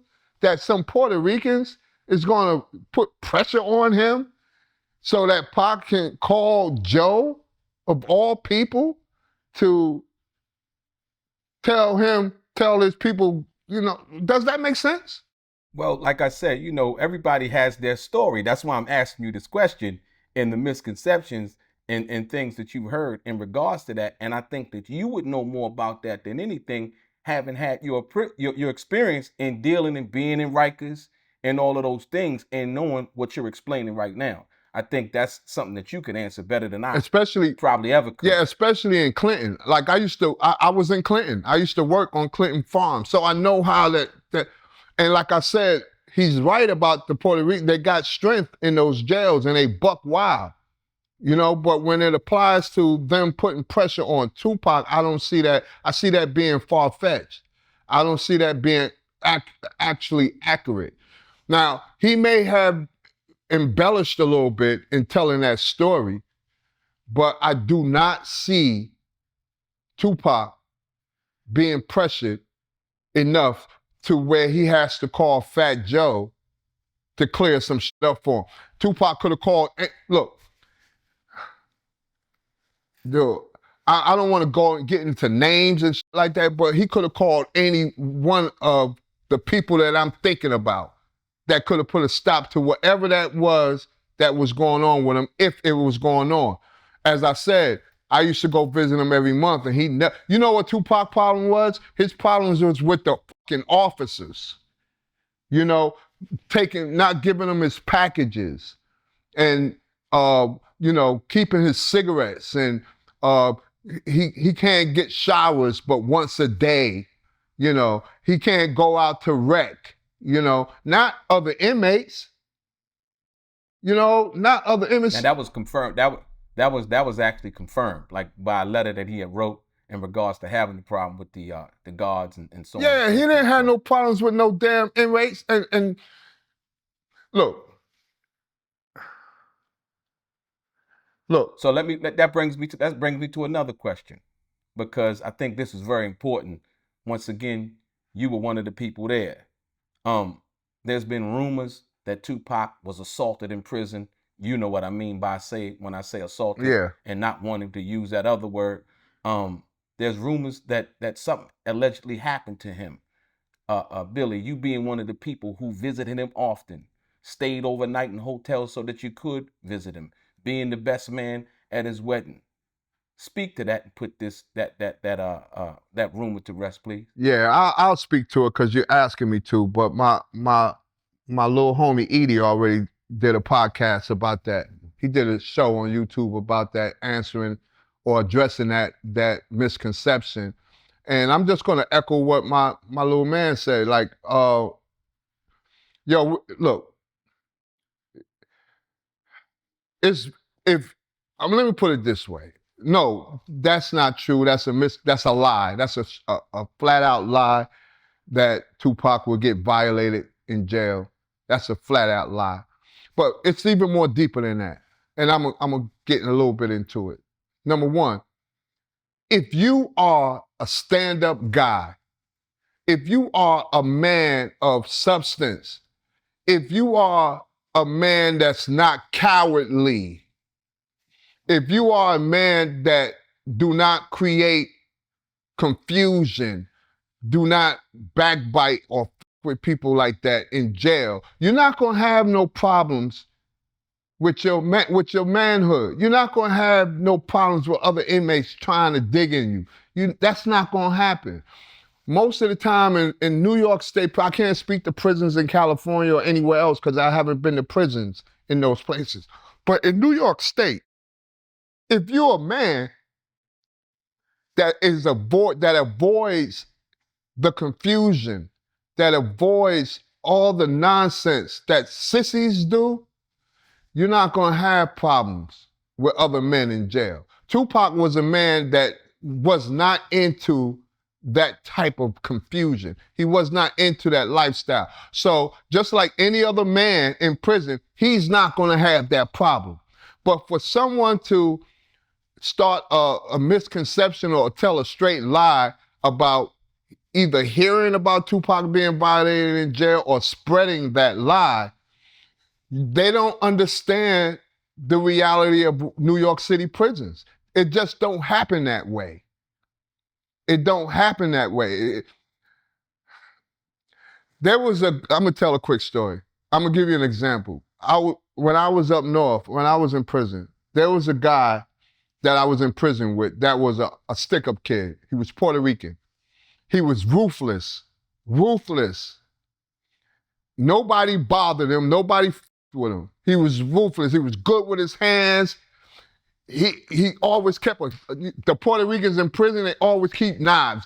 They're known for they're sticky quick. They got knives that come from you don't even know where they get them from, but I'm telling you, they got knives everywhere. He would stick you quick.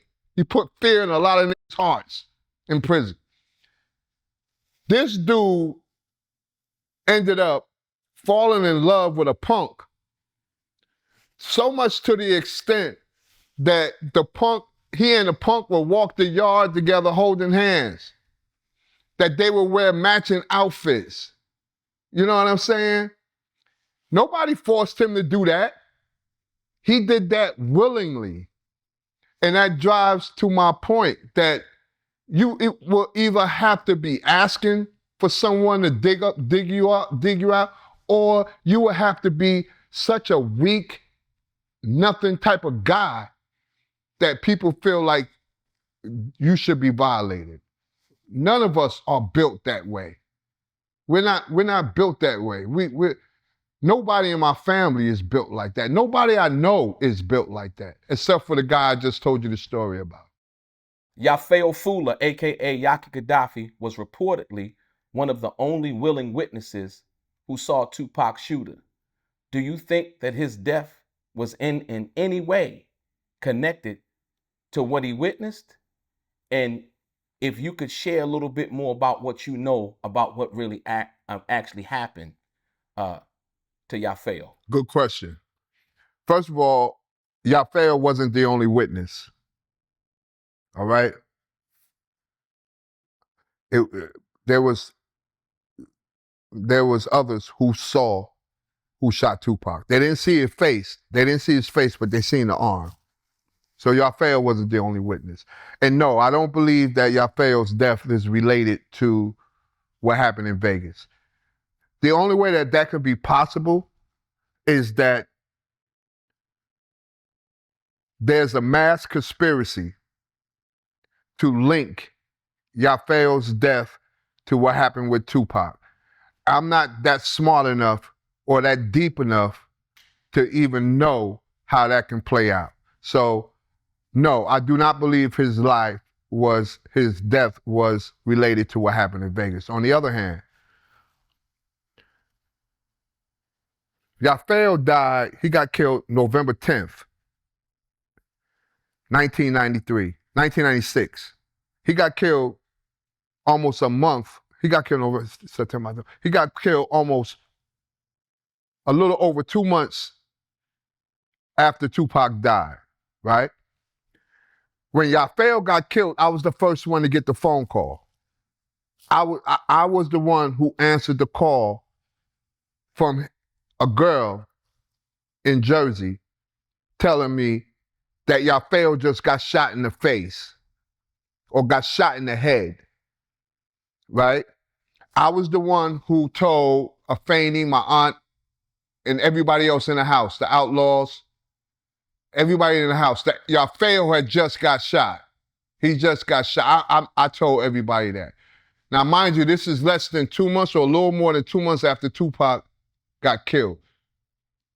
Our emotional state was in shambles. We were afraid. We were beaten. We were still in shock. And we were traumatized, every one of us, right? Then we get this news that Yafeo got killed.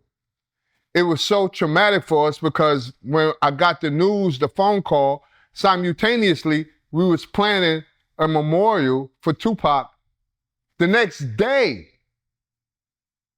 The next day, we was gonna have a memorial for Tupac in Atlanta. So we're planning his memorial, and I get the phone call that Yafeo just got killed or got shot. He hadn't been dead yet. So you guys were in Atlanta when you got that information? We was in Atlanta. He was in New Jersey with a friend of his who happens to be Napoleon's cousin, Mutah's cousin. Muta was a member of the Outlaws. And he was someone that was very, very close to us, right? At the time. He's still close to us, but not. Anyway, he was related to the person who shot Yafeo, right? Muta was with us when I got the phone call. He was in the house with us. So he had nothing to do with what took place in Jersey. He was just as traumatized, just as shocked, just as painful. It was just as, Pac's murder was just as painful to him as it was to every one of us, right? So we did the memorial the next day. Somehow we was able to gather enough strength as a family to go ahead and do the memorial that we had set up for Pac the next day. There was an outpouring of love and support from politicians and activists and people of that nature, other Panthers, old head Panthers that Faney was close to. There was an outpouring of love and support from them because they knew that we were, you know, mentally, emotionally, physically drained, right? And that we were grieving deeply. So we went out to the funeral for Yafeo. Yafeo's mother was a dear friend of Afeni's, right? Her name is Yasmin Fuller. Shout out to Yasmin. Shout out to Yasmin, right? Shout out to you, Yasmin. I love you still. But, and Yasmin Fuller was a very close relative. She wasn't a blood relative to us, but she was like an aunt to us, to my brothers and sisters. And she was very close to Afeni, and she was close to my mother. Wherever you see my mother and Afeni, you will see Yasmin. This relationship goes back to 1973 between my mother, Afeni, and Yasmin. Yafeo grew up around us as a cousin. He was Tupac's god brother. He was Sechua's god brother. Shout out to my cousin Sechua. He was their god brother. So he grew up around us very closely, right? So when we get to New Jersey for the funeral, Muta comes with us. And he's in a deep dilemma because his cousin just killed his best friend. Yafeo was Muta's best friend. Yafeo was the person who introduced Muta to Tupac.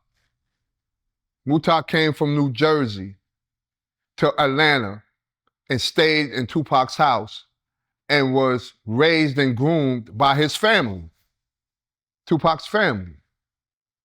Tupac adopted Muta, pretty much. He adopted him, right? And we all loved Muta as one of our own. This is a true story. So when we all go out to New Jersey and see Yafeo in the coffin, it hurts us. But it don't hurt none of us more than it hurts his mother, right? Yasmin. My parents and Afeni were trying their best to be as supportive as possible to Yasmin and her family at the time. Somehow, something occurred while we was in Jersey that created a conflict. The conflict happened with Yasmin and Muta. Yasmin knew that Muta had nothing to do with her son's murder.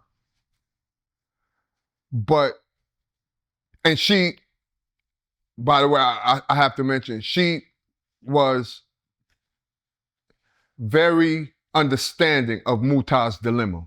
As this is how I remember it, this story. She was very understanding of Mutah's dilemma that his cousin killed her son. But somehow a conflict arose, right? And it became difficult for Yasmin, and it became difficult for Mutah.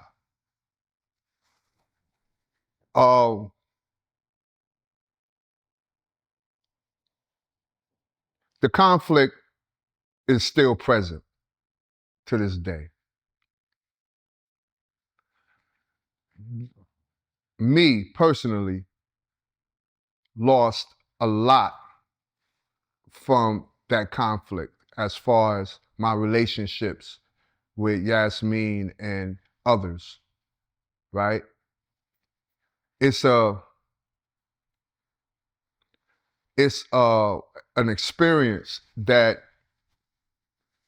what happened to Yafeo and what happened in New Jersey at his funeral is an experience that still serves as a conflict for most of us, right? A lot of us don't like to talk about it because it's very, very complicated and difficult to talk about.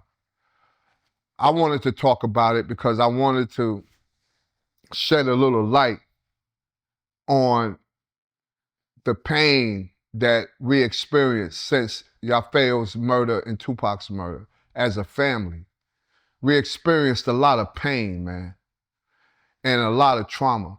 A lot of us are dealing with this trauma without therapy. You know, Black people have a hard time with therapy for dealing with trauma, pain, you know, depression, anxiety, mental illness. We have a hard time turning to therapy to help us cope with these emotions and this pain. And not putting anybody on blast, those Black people include members in my own circle. And it's not something that they do normally, you know, it's just something that most or some Black people are not aware of as an option. I'm talking about therapy. That's some of us as Black people are not aware of being available to us to help us cope with whatever we're going through. That includes my own circle. You know what I'm saying?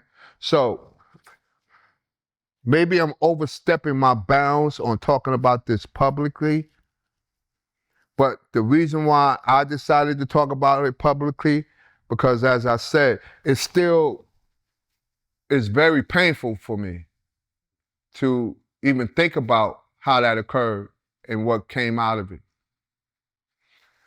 So yeah,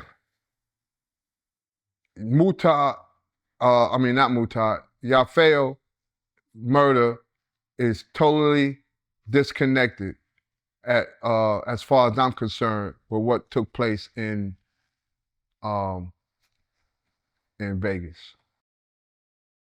Keefe D's lawyer recently argued in court that Keefe D wasn't in Las Vegas at the time of Tupac's murder. However, in his 2009 confession to the Las Vegas Police Department, it contradicts that. Both statements can't be true. What do you think about that? I think one of them, just like you do, I think both statements cannot be true. Obviously, right? Like, you know, man, like I said, I can't blame Keefe D for being desperate and trying to get his ass out of the situation that he put himself in. I can't blame him for that. But man, being someone on the outside looking into his situation, I wouldn't want to be in it. I wouldn't want to be a 61-year-old person, man, in jail with a bunch of young boys, you know, accused of something that will go down in history as the most devastating event in hip hop history.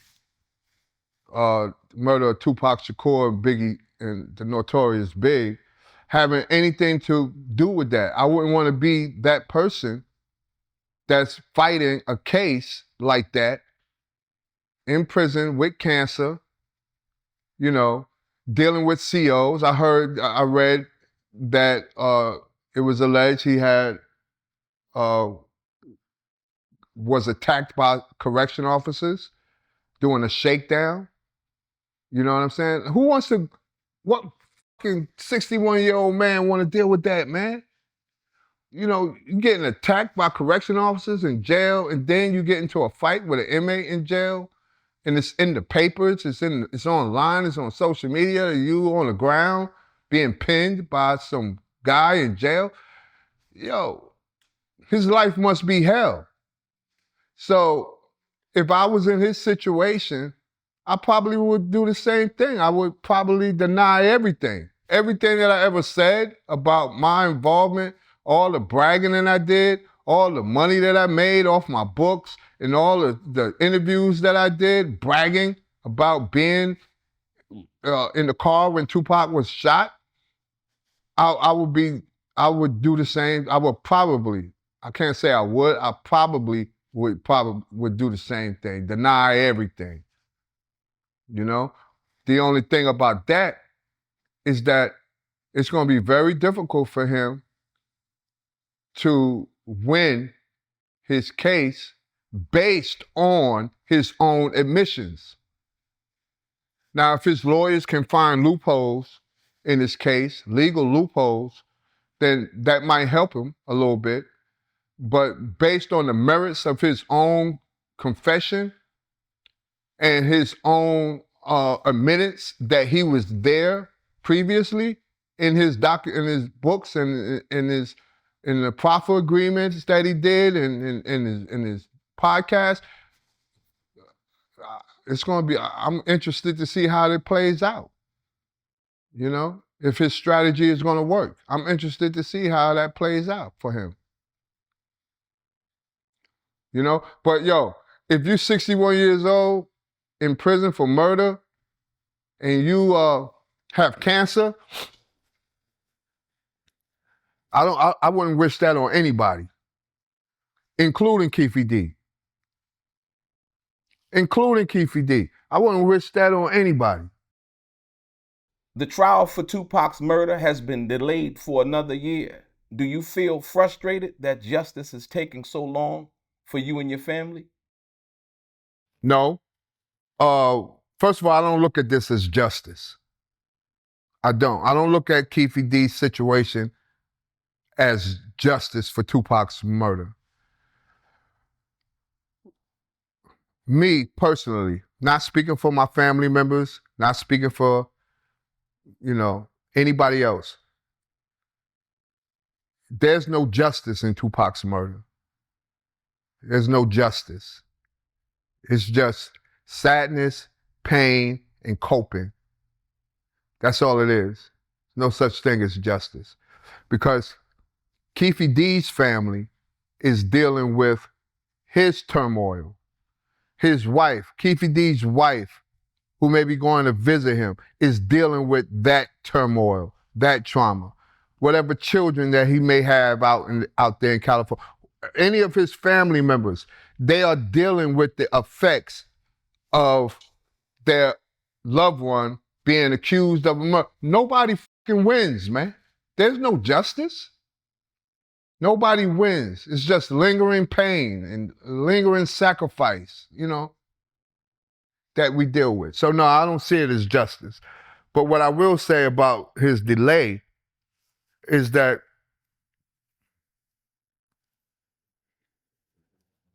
it's perhaps, I'm saying perhaps, it's a good thing that the courts are considered, because his delay is based on Keefe D's attorneys claiming that they can dig up new evidence to prove his innocence. And they need more time to gather this evidence and information to strengthen Keefe D's defense, right? That's the reason they're asking for the delay. Now, if that's the reason they're asking for the delay, the only thing I can say about that is that me being a black man in this country can appreciate that at least he's going to get a fair trial, right? By the judge delaying his trial so that his attorneys can exercise their right to ensure that their client get a fair trial. All I can do is appreciate that as a person, a black man in this country. Because another black man is going to get a fair trial, right? That's the only way I can look at that. I can't look at that any other way. I can't look at that in a grudgeful way or in a way that's going to further vilify Keefe D. That doesn't do me any good. It doesn't do me any good to wish bad on Keefe D. It don't do my conscience, my spirit any good. It don't help me in life to walk around wishing something bad on Keefe D. You know? So, no, I'm not upset that his trial is being delayed. In fact, I appreciate the process that his trial is undergoing. Because if any of us was in that situation, we all deserve a fair trial. You know what I'm saying? That's what the Constitution promises us. So just watching him undergo that process of getting a fair trial, I gotta say I don't feel anything other except for appreciative for the fact that the system is actually working or trying to work.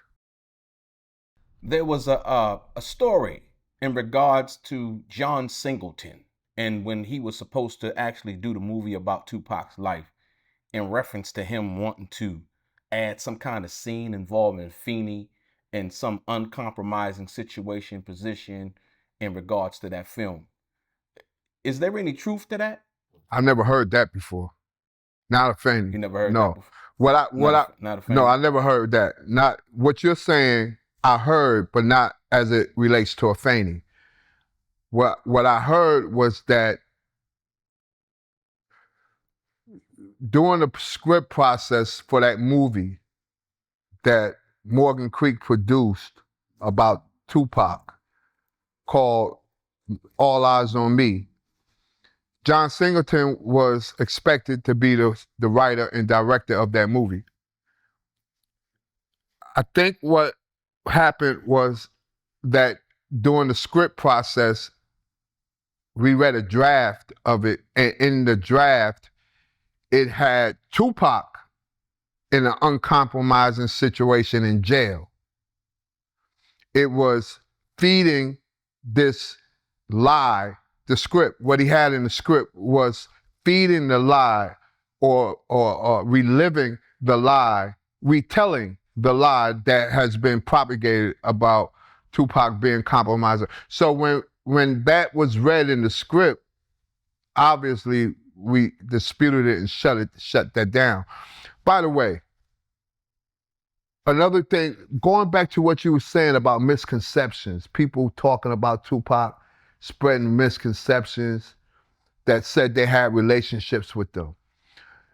Let me shed light on something. A lot of people who had relationships with Tupac who are coming out saying now that Tupac was such a great guy or that their experience with Tupac was so cool, so dope.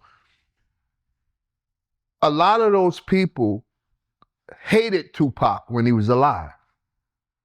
You gotta be mindful of that. A lot of people who are coming out with these new revelations about their relationships didn't care too much for Tupac when he was alive.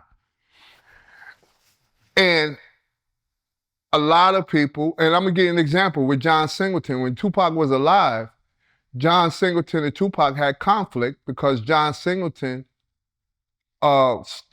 casted Tupac in the movie, and when the rape case appeared, he fired Tupac, right? There was conflict there, right?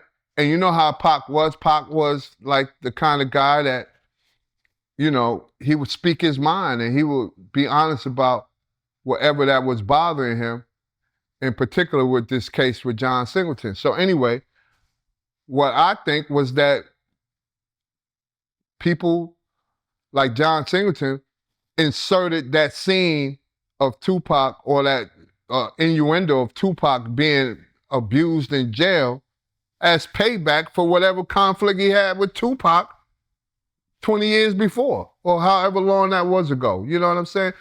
I'm just saying that as an example, framing what I'm talking about as far as how people may say certain things about Tupac today, currently, that will give you the impression that they were so cool with him, where in reality, in the past, they wasn't. You know what I'm saying? Absolutely. Many people speculate about what they think, but Billy, I know you probably would know, being a family member and a cousin, who actually owns and controls Tupac's estate. Well, this is public record, right? So anybody can go and look and see who owns Tupac's estate. So whatever I say can be verified in public record, and I'm not revealing anything that's not already in the public record. So to answer your question, the estate, Fannie wisely, before she passed away,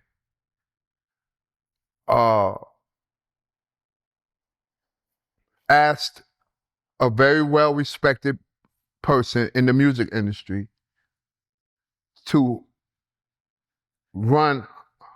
put all of Tupac's intellectual property into an estate so that it can be protected, into a trust so that it can be protected.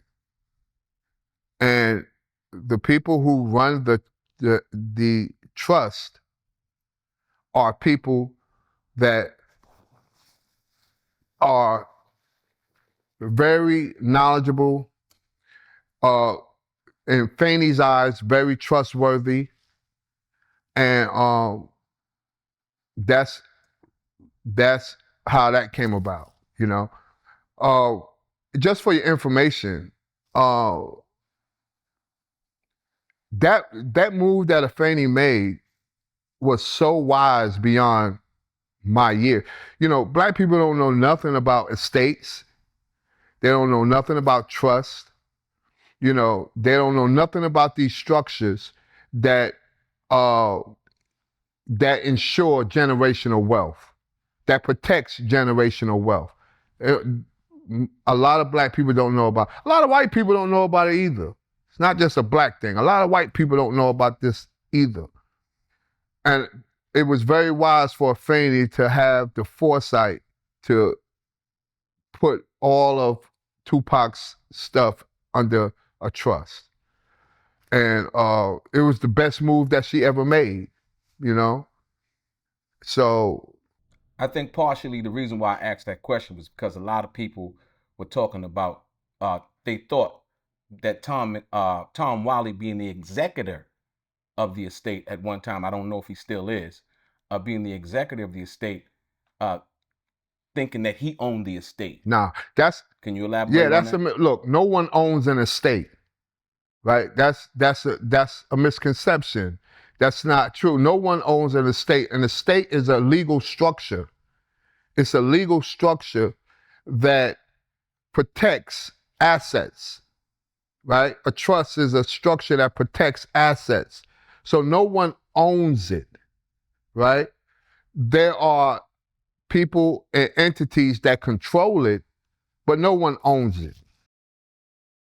From Michael Jackson to Mike Tyson to Bill Cosby to Jay-Z to Tupac Shakur and others, it seems like the criminal justice system, along with the media, follows a pattern of targeting successful black men, often with allegations of a sexual nature. What are your thoughts on this? Yeah, I think you're right, man. I think that it's obvious that throughout American history, black sexuality has been criminalized. You know what I'm saying? And it's no different today. It's even more so glaring because the people that we're talking about that's being criminalized are heroes. You know, these are people that we admire, we love. Mike Tyson, Michael Jackson, Bill Cosby. Bill Cosby was my hero, you know? Suddenly brought on charges of sexual misconduct, including Tupac Shakur. You gotta think that there's a connection to the old history of black people in this country when it comes to our sexuality. You know, and then when it comes to white fear, because that's where it all is derived from. It all derives from white fear. You know what I'm saying? But my opinion, I think it's on a larger scale because of the digital age that we're living in and because of the success of the black people that you named. You know what I'm saying? These people are madly successful, you know? This Not only that, but the influence. Yeah, their influence, exactly. Their influence on black minds, right?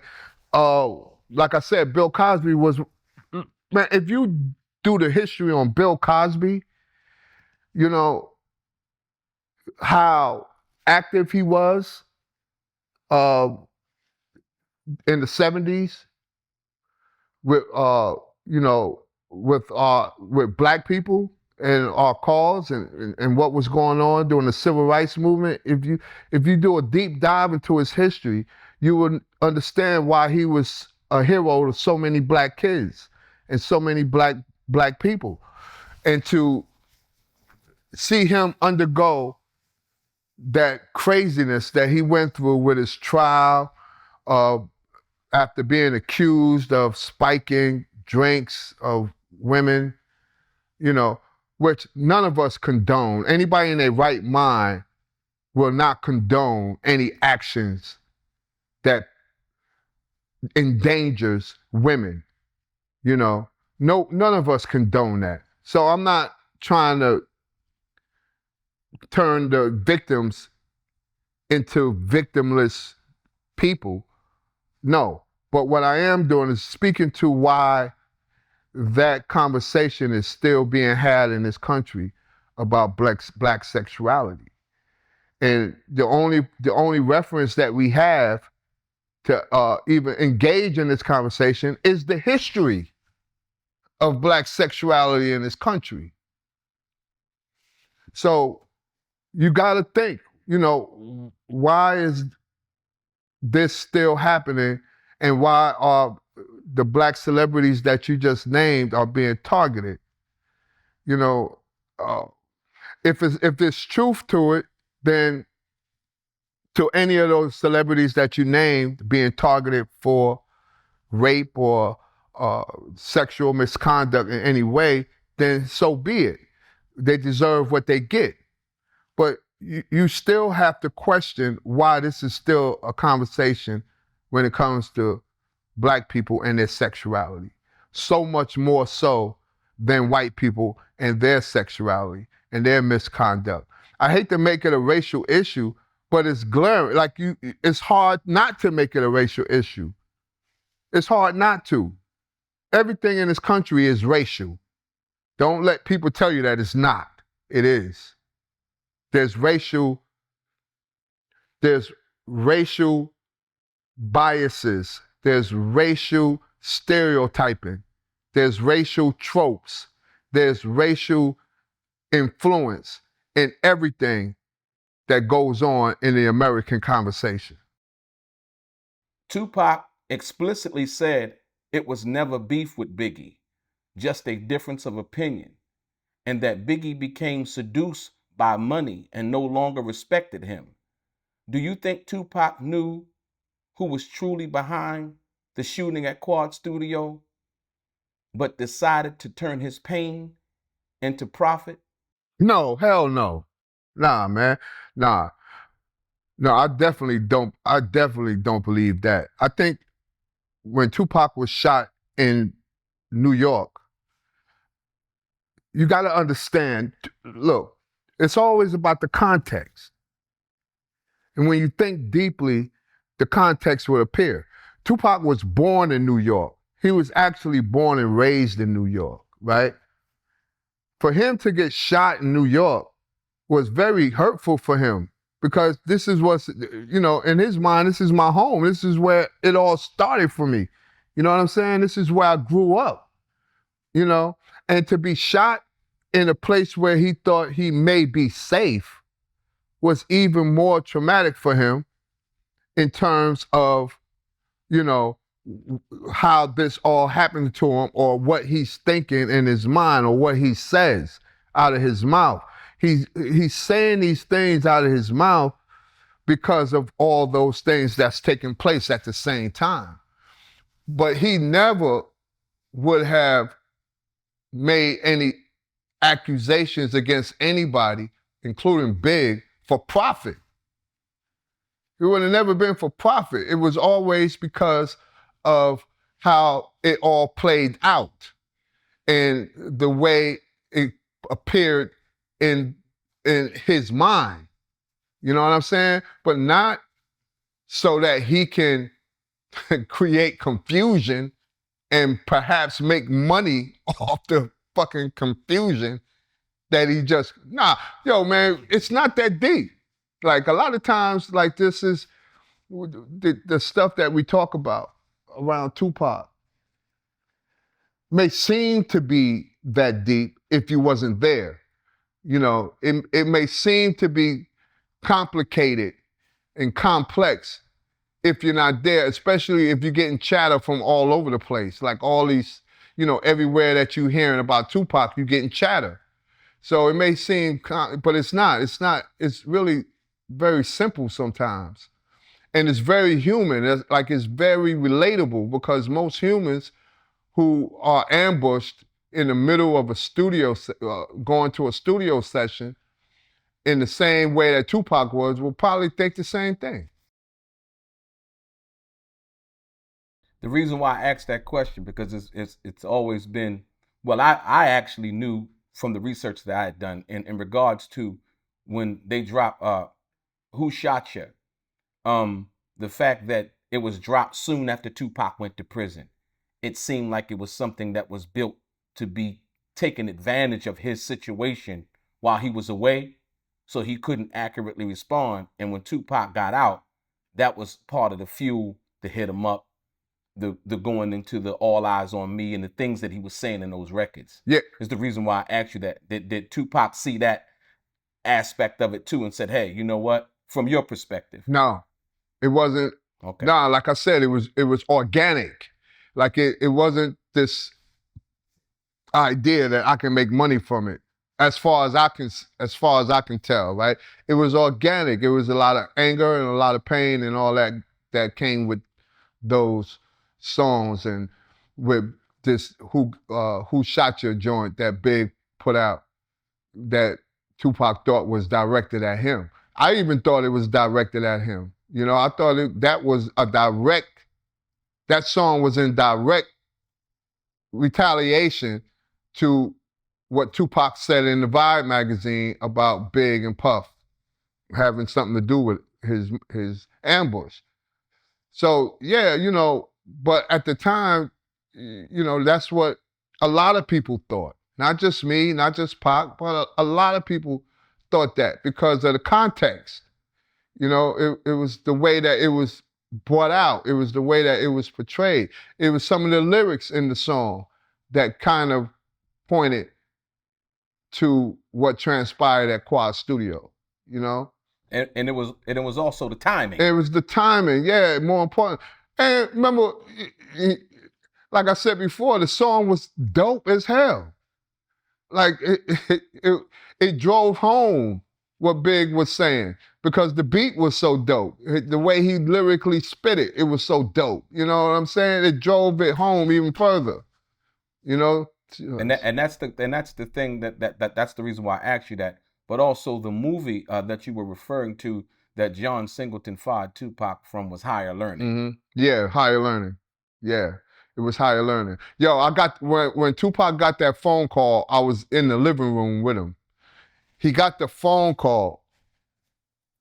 He was on the phone. The phone call when he was fired, or when he was hired? Fired from John Singleton. Elaborate. Yeah, he got the phone call. He got the phone call, and it made him angry, man. Like he was angry about that because if anybody, he expected John Singleton to give him the benefit of the doubt, you know, and that didn't happen. Wow. Mm-hmm.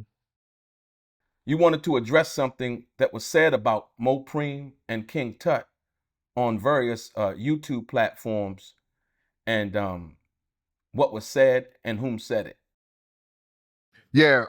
Let the people know what you're talking about. Yeah. I was scratching my head about something that I saw on YouTube, on Vlad and on Math Hoffa about Mo Preem and Tut.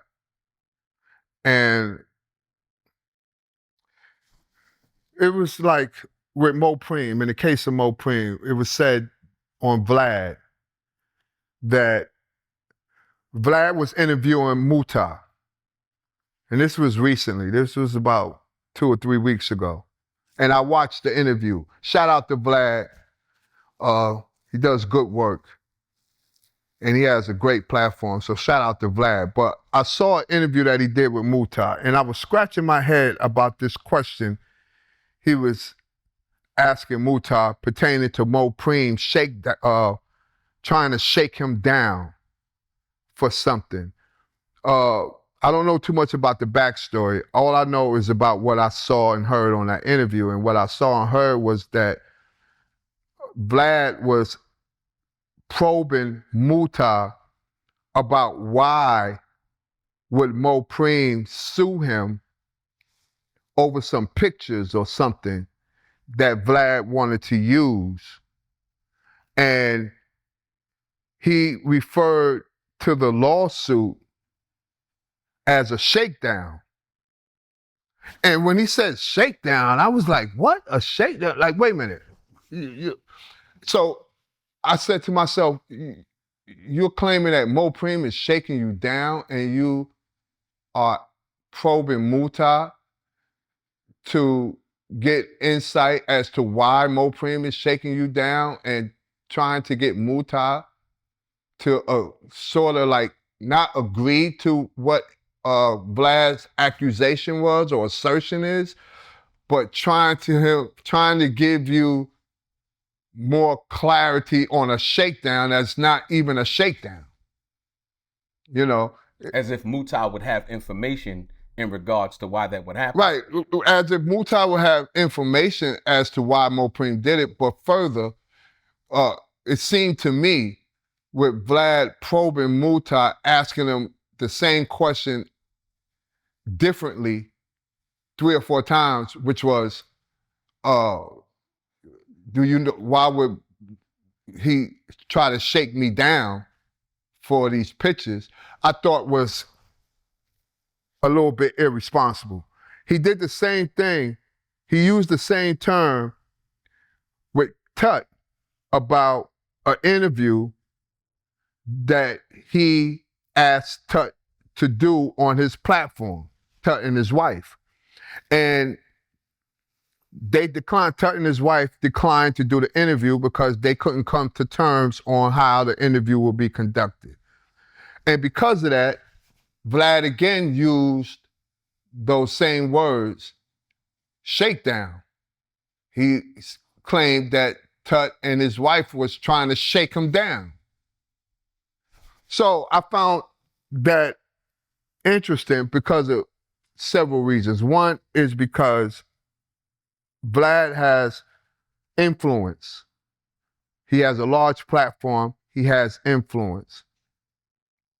Vlad is someone who I think loves our culture, right? I think he loves our culture. It's obvious that he has an affinity for the hip hop culture.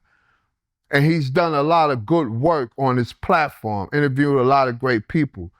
But by him claiming shakedown and him being a Jewish Ukrainian person claiming that two black men have shook him down, which means, by the way, do you know what shakedown? Shakedown has a different connotation than probably what Vlad was thinking. A shakedown is like where it's extortion. You know what I'm saying?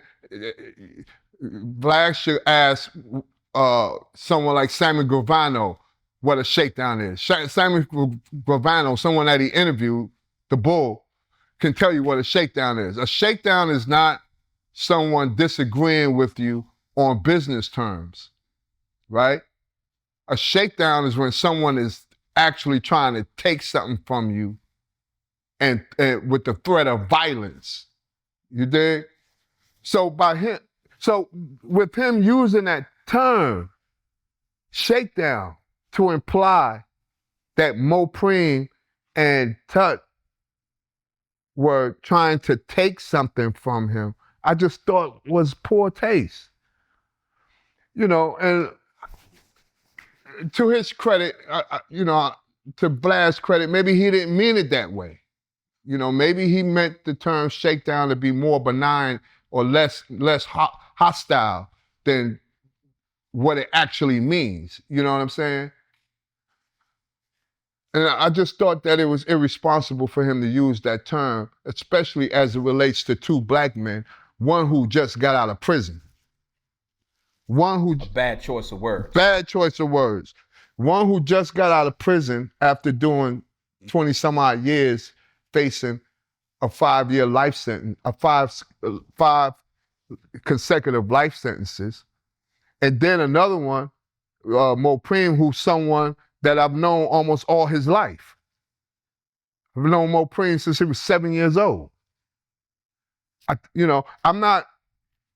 This is not an attempt to defend either of their honors. I'm not trying to defend Tut's honor or Mopreme's honor. I'm just stating why I thought that it was in poor taste, a poor choice of words that Vlad used to describe what occurred between him and Mo and Tut.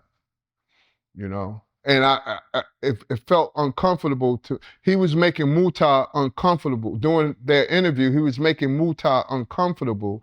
It appeared that Mu was uncomfortable because Vlad kept probing Mu for the right answer to his question. And Mu would just, diplomatically respond by saying things like Mo is not that kind of guy, and maybe you're reading it the wrong way, and I can sit here and tell you too, Delray, that Mo is not that kind of guy to want to shake down someone or anyone. He's not that guy. He's not going to try to shake you down if you mean take something from you violently or in a violent way, or put fear in you for something that they want from you. No. So I just thought that was something that made me wonder, why would he use those terms to describe something like that? I don't know. Do you have any clue? Now I wouldn't. I think I know what you're talking about though. It was a lawsuit that Mopreme filed. I think a copyright lawsuit involving a picture or something like that. And but like I said, once again, that's a legal issue. Some people choose to use the word shakedown if they feel like a lawsuit is filed. They thought that they had an understanding with somebody in regards to that. Like I said, I wouldn't use the word shakedown. Yeah, because shakedown. I would use the word frivolous. Right. Like I would wouldn't say, use the word shakedown. because shakedown, where I come from, shakedown implies something totally different. A shakedown. No, the shakedown. That once again, like I said, the connotation that could be applied to shakedown versus saying that a lawsuit was frivolous from that perspective. But like I said, I don't want to put words in nobody's mouth. He spoke those words, and like I said, you are responding in kind as to what you think, and Mopreme being a family member, and Tut being a friend, somebody you have an understanding with. And I think Tottenham expressed what they expressed in regards to how they felt about that. I seen that also and now that I know what you're talking about, how they articulated that aspect on how they felt about it. Um, so yeah, I do understand where you're coming from, but like I said, I don't speak for other men. I think Vlad speaks for himself, and I, appreciate you saying what you're saying in regards to Mopreme being a family member and the issue you're taking with that. Yeah, I mean, like I said, like, this was not in any way to disparage Vlad, because it's not, like I said, I like his work. I think he's done a great deal of work, and he brought good content to his platform, man. But I do, and it's all about this, just from my perspective, man, when a white person says to a black person that you're shaking me down, or I'm being shake, like, it just implies it's a different connotation. It's a different implication. I don't know if I'm reading this wrong, but to me, that's what it is. It's like you're implying, first of all, you're implying entitlement, because no one has to come on your platform if they don't want to. And if they don't come on your platform and you imply that they're shaking you down, that's a sense of entitlement to me. And then second, you're implying victimhood.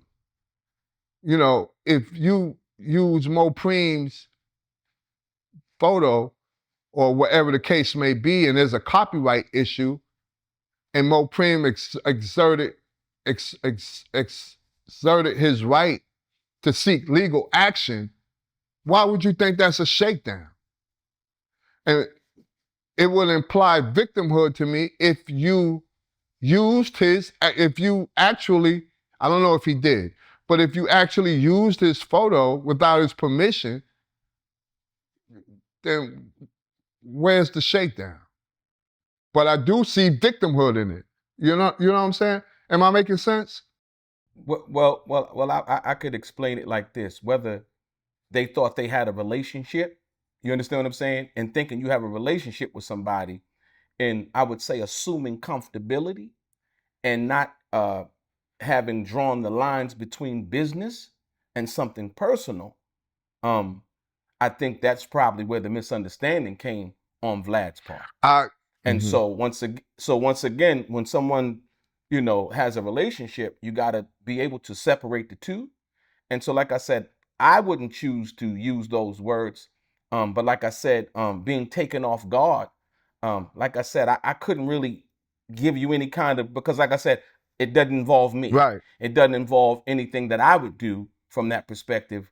And having a relationship with somebody, personal and business or otherwise, I would hope that we would have an understanding from that perspective. I don't know what Mopreme and Vlad's business understanding was versus their personal relationship. So I really couldn't expound on it. You understand what I'm saying? I understand completely. And now that you mention that, Vlad did say that, he thought the same thing, that him and Mo had a good relationship, and that it wouldn't have been a problem if he used the photo based on that relationship. So you're right, Vlad probably did think, because they had that great relationship, as he said, or good relationship, that he was able to do it. I just, like I said, and I don't have a dog in this fight either. Like, it's none of my business, but I'm just speaking on it because I thought it was just an irresponsible way to use words to depict something that could be misconstrued to be something criminal. In the case of Mopreme and Tut, two black men on a national platform. Vlad got a international or national platform that people listen to and they tune into. And, I don't know, man. Maybe I'm looking at it wrong. But I did a lot of reflection on it, man, because it plays into this conversation, this American conversation about racism. To me, may not be to you or anybody else, but that's how I saw it. And like I said, I can be wrong. Most of the times I am wrong. But it still doesn't make how I see it invalid. Yeah, everybody, like I said, everybody, feelings are valid. You know what I mean? You feel a certain way. But I always like to say this. Your feelings are valid, but your feelings don't make you right. Exactly. You know what I mean? So I always like to say that, a person can feel the way they want to feel, but that doesn't make them You're right. absolutely right. And that goes both ways. That goes both ways and 360 degrees of what that is and what that means. Hey, yo, before we move on, I like to say the same thing that you just said. A person's feelings can be valid, but it doesn't mean that it's right or it's true. And that's in the case with me. Whatever I'm thinking or feeling may be valid, but it doesn't mean that it's true. So shout out to Vlad once again. Shout out to Mopreme. Shout out to King Tut on that. Thank you. While in prison for a crime he didn't commit, after being shot 5 times, people tried to assassinate Tupac's character by spreading false rumors about him. Why do you think people lack compassion for him at one of his lowest points in his life? Because people love to see people suffer. That's just the human condition. That pertains to the human condition. That's not any one individual. People love to see people suffer, man. You know what I'm saying?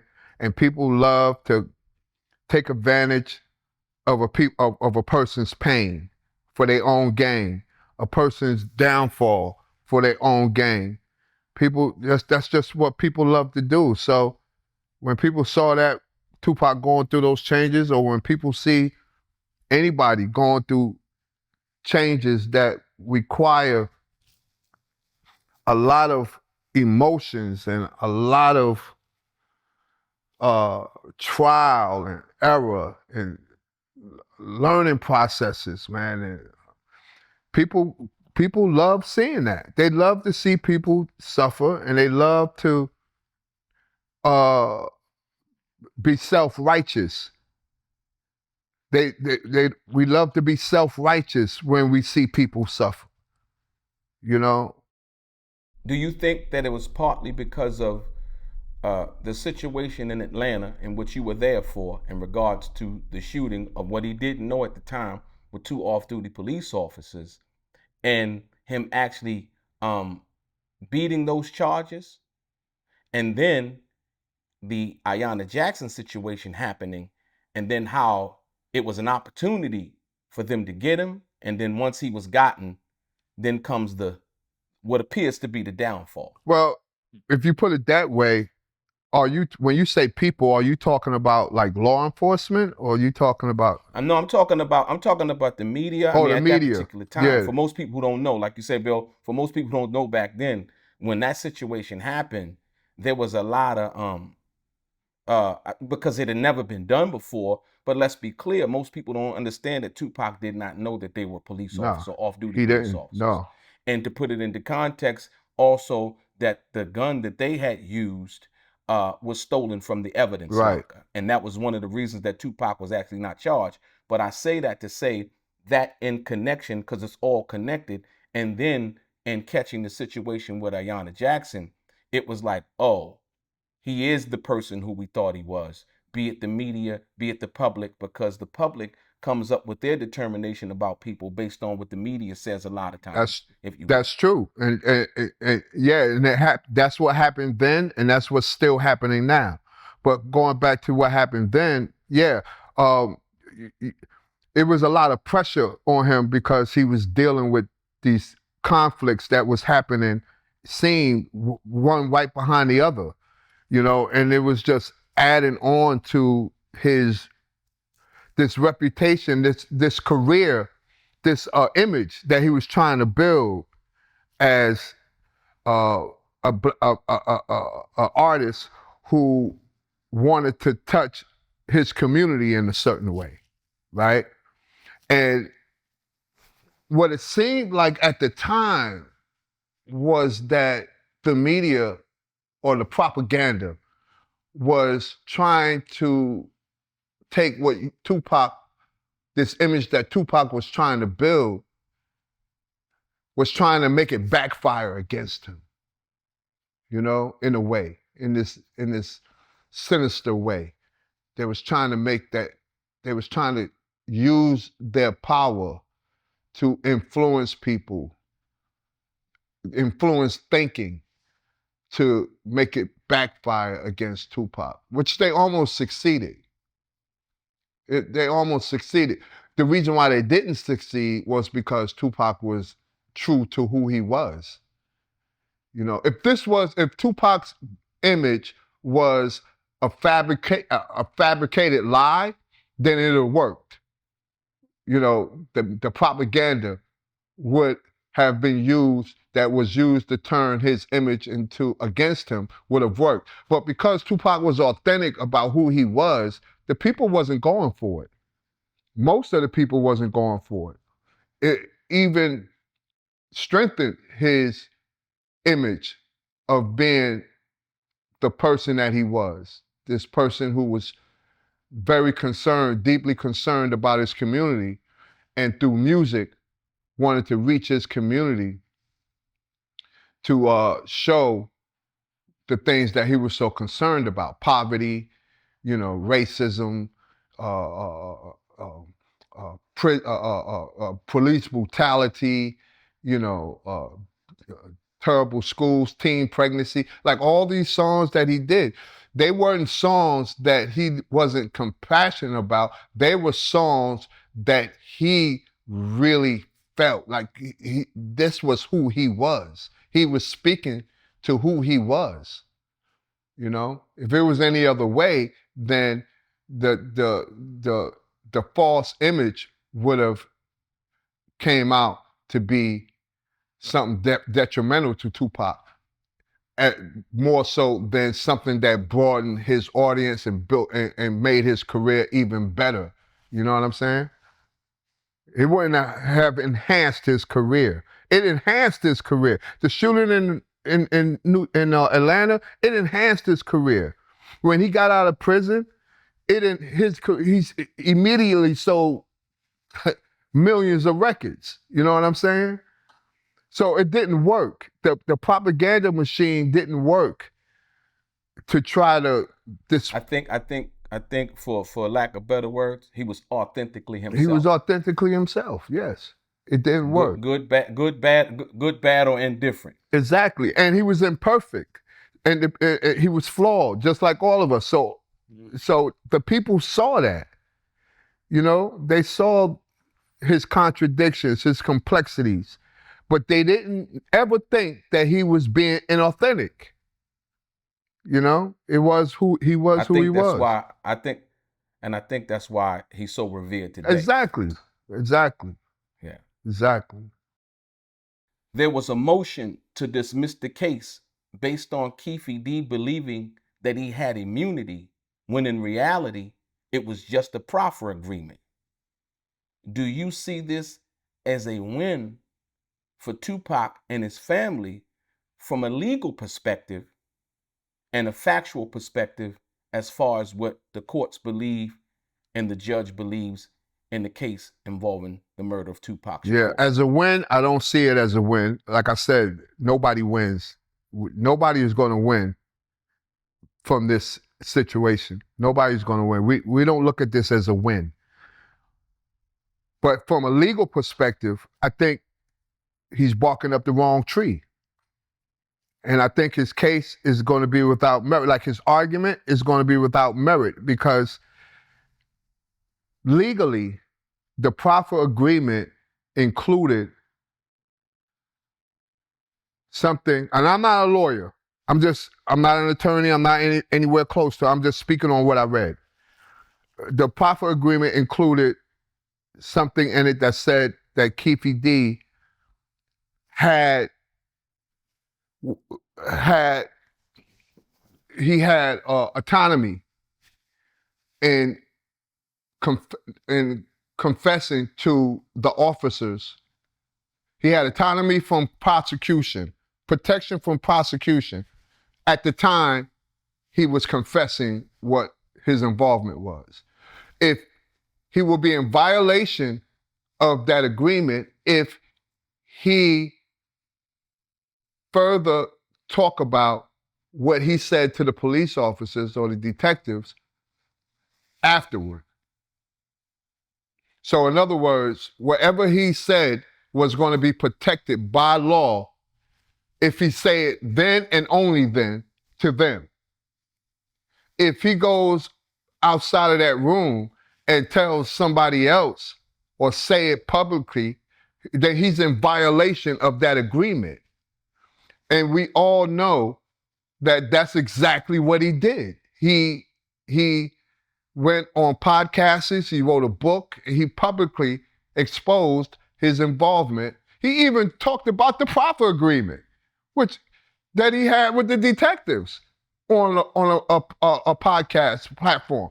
So he was in complete violation of not only what he agreed to, which was the proffer agreement, but he was in complete violation of the proffer agreement itself.